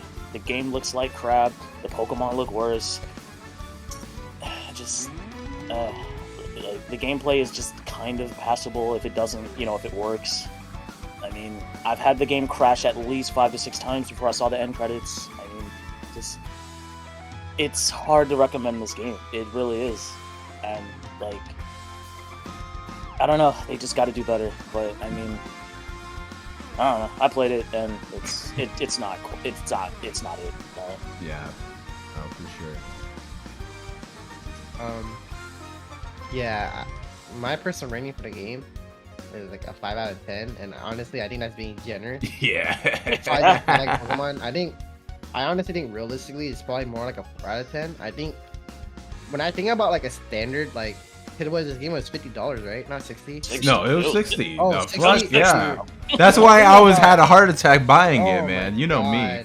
Yeah, when I think about a $60 like modern day JRPG, dude, Pokemon is so outdated. It feels somewhat more outdated than even some of the older generation games. Yeah. So in this day and age, the game coming out the way it did, yeah, it's just unbelievable. Like, it's missing so many features. It took out features that the previous games had. We still and- got Pokemon GTS locked behind Pokemon Home. Yeah, and I don't even know what Scarlet and Violet really do that's innovational to the franchise outside of it's open world. Yeah, woo. Yeah, like literally that's other than it. that, That's like, it. doesn't Yeah. innovate ending Pokemon. So Fuck. Wait. Give me a sec. Come on. Don't worry. I got you, Game Freak. I got you. Give me like 5 minutes. So yeah, no post game content. Raid battles suck. Online super bare bones. Oh wait. I know. They got Nimona. Yeah. There. That. I don't care. Like, Oh, I got Tinkaton. That's pretty good too. Even, Yeah. And it's funny too, 'cause even when I list the things that I like Arvin, Penny, and Nimona. It's just the standards for Pokemon characters are like incredibly low. Yeah. So like, Yeah. I like them. I like but- them specifically within that game. But we're talking like overall, they're not even like in my top 100 list of like favorite fictional characters. Yeah. So Yeah, it's one of those things too because like you can add something I really like, but with my experience, it's probably still not worth it. Like if Pokemon had a fucking job system and I jerk my dick off to that shit, it's still not gonna be worth it. Like I recommend the game at a low price, but it's still there's just but 20 30 no 20 is good, but that doesn't excuse that. Like, yo, there are still way better RPGs even on that shitty console, sorry Switch, that is worth your time and money, and Pokemon Scarlet is not it. And I know the Pokemon fans are gonna go and riot against us, but We'll say though, it is funny. It's funny that like this Switch is often like the punching bag in the Discord here. yeah. But like They still have good games. the one game that most people took their time out to play was the one game that didn't function. I'm sorry. I failed. Anyways, Xenoblade Chronicles 3 is over there. Yeah, it's impressive. Like a lot of people in our Discord actually got Pokemon. Yeah. It's just that formula. Game. Yeah. And yeah, I think that's the thing too. Pokemon's super accessible, so And it's even if I dislike or hate the game, it's just the base Pokemon formula is so classic and good. yeah, it's very Kind simple. of like Dragon Quest. Yeah. I already know I'm gonna like the game just because I like the very core mechanics. But yeah, overall, But unlike Dragon Quest, Pokemon can always disappoint and sell better. and the only thing to look forward to, and like in terms of like new Pokemon games, is like soundtrack and yeah, I guess new Pokemon design. And that's all. Yeah. Oh, I do want to say this though. Hmm. I love the protagonist designs. I don't care what anyone says or what. I was waiting for you to say that. Love their Fuck design. off. I'm not even saying it to be like. He's not me. I He's not miming. He's not miming. Love the like. Dude, you don't like the booty shorts? I fucking love the No. booty shorts. So like, I actually think they look really good. No. like I don't hate the designs here. I like the way my character looks. I think she's okay. That's fair. But like, if like my standard for like Pokemon character design is, does this person look better than Ash? If you don't look better than Ash, it means it's not good. Man. Yeah, I will agree that because like I know ever since they went to 3D, they kind of since the characters are customizable, they kind of give them like more basic default designs. But even still, I think the default Gen 6 through 8 designs are really good. Yeah. Like they're really good. Yeah, Caleb and Serena are fun. Like, yeah, like I think Gloria, the female protagonist in Gen 8, looks really good as like a standalone protagonist. Oh yeah, I love her Yeah. design. Yeah, both Sun and Moon protagonists look really good standalone. Especially the girl, but I think that's just always gonna be the case. Gen 6 both look great. Gen 6 looks like classic Pokemon protagonist designs. Yes. But I'm sorry, in Gen 9, I don't want to play. I want to play as a 12-year-old, not a fucking 7-year-old. Yeah, like They look can see too why young. people like- I They're see why so people like Gen tiny. 9. They're so fucking tiny. Yeah, Like, my favorite design is definitely it's gonna be the black and white protagonist Yes. and the boy. Oh. That's probably my favorite. Yeah, 'Cause pretty- I actually both when of I them are my faves. yeah, when I went to Otakon, I actually cosplayed that guy. Nice. That was fun. Wait, what? Black and white 2 or black and white 1? Black and white person. Yeah, the first okay. one. I actually agree with that. I will say Rosa is pretty godlike. Hilbert, I'm a little whatever, but Rosa, I think is like on par with black and white 1. Rosa gets like the most ults in Pokemon Masters, bro. They know people love that character. It's kind of like in Fire Emblem Heroes where they make all the limbs for all the Camillas. Hell yeah, of course. So many. People who don't even play Fire Emblem love Lyn. Yeah, dude, we're talking about Pokemon Masters.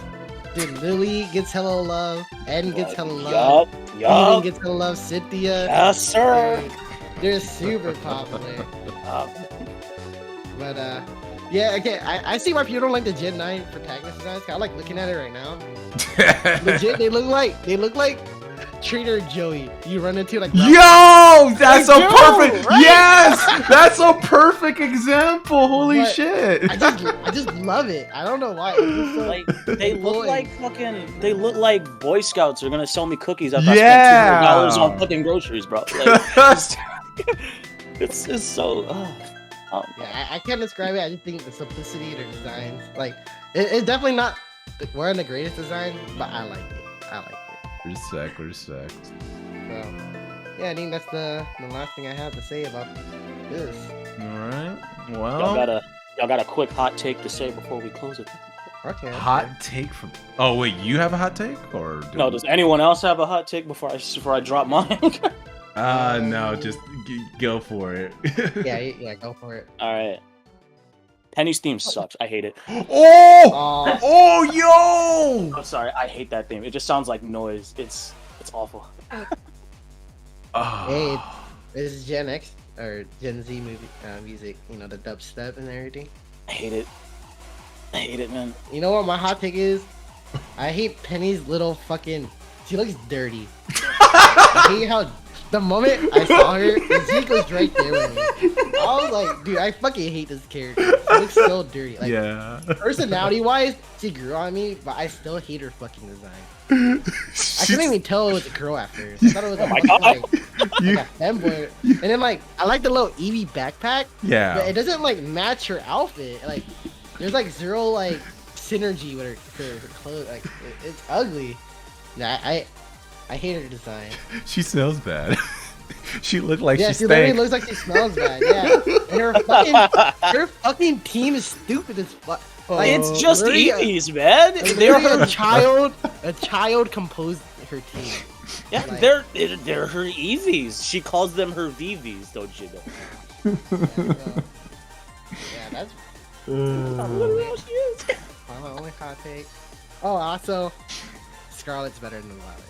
Better professor, better legendary, Oh. yeah, better. Most importantly, better school uniform by a mile. You don't like my It's a suit? very, You don't very like my minor suit? detail. No, the Scarlet outfits are way better because they even changed the outfit colors of the rival characters, and they look way better in the Scarlet uniform. My Pokemon better. My shoes better. My clothes better. The orange color palette is so much better than Violet. Violet has like a nasty, like little like blue with like a weird like yellow. I don't know. It's fucking gross though. I hate looking at it. My God. Man, if only Scarlet had better performance. Got him. Damn.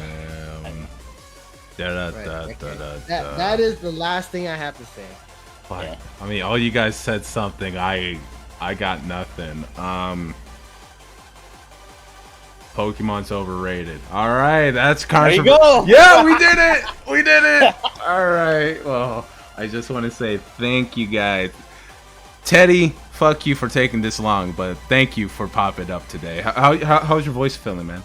Unreal. Dude, it feels so bad right now. Oh, it's still bad. It sounds like you're doing a good job, man. Yeah, It fucking hurts like a bitch. All right, yeah.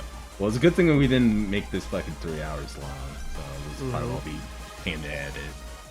But yeah, I'm out. Follow me on twitch.tv/ThoughtBuster1. I occasionally stream. Gonna be playing some more Mega Man. Will, anything to shill, like your YouTubes and shit? Yeah, Chrono Epsilon, YouTube, Twitch, Twitter, wherever you want to find me. I don't really do much on them, but like I do play a lot of Master Duel. I'm trying to ease my way back into that. I am trying to get better at Splatoon. Oh, I'm actually really trying to get better at Splatoon. Because I finally found the time to play it. I'm like A- rank right now. okay. So I mean, it's not like amazing progress, but like it's something for the amount of time that I actually have to play it. So yeah, there's that, and yeah, that's it really. Go play Sun and Moon. Will do. All right, you Teddy. Twitter, Teddy Booey. Twitch, Teddy Booey. I don't do much on them. I gotta start streaming fighting games again. Yeah. Yeah, I'm taking my hiatus right now. Oh yeah, that's right. I'll get back into what's art. Oh shit. What's art stuff soon. But yeah, yeah, I guess that's all I have to say. All right. Peace.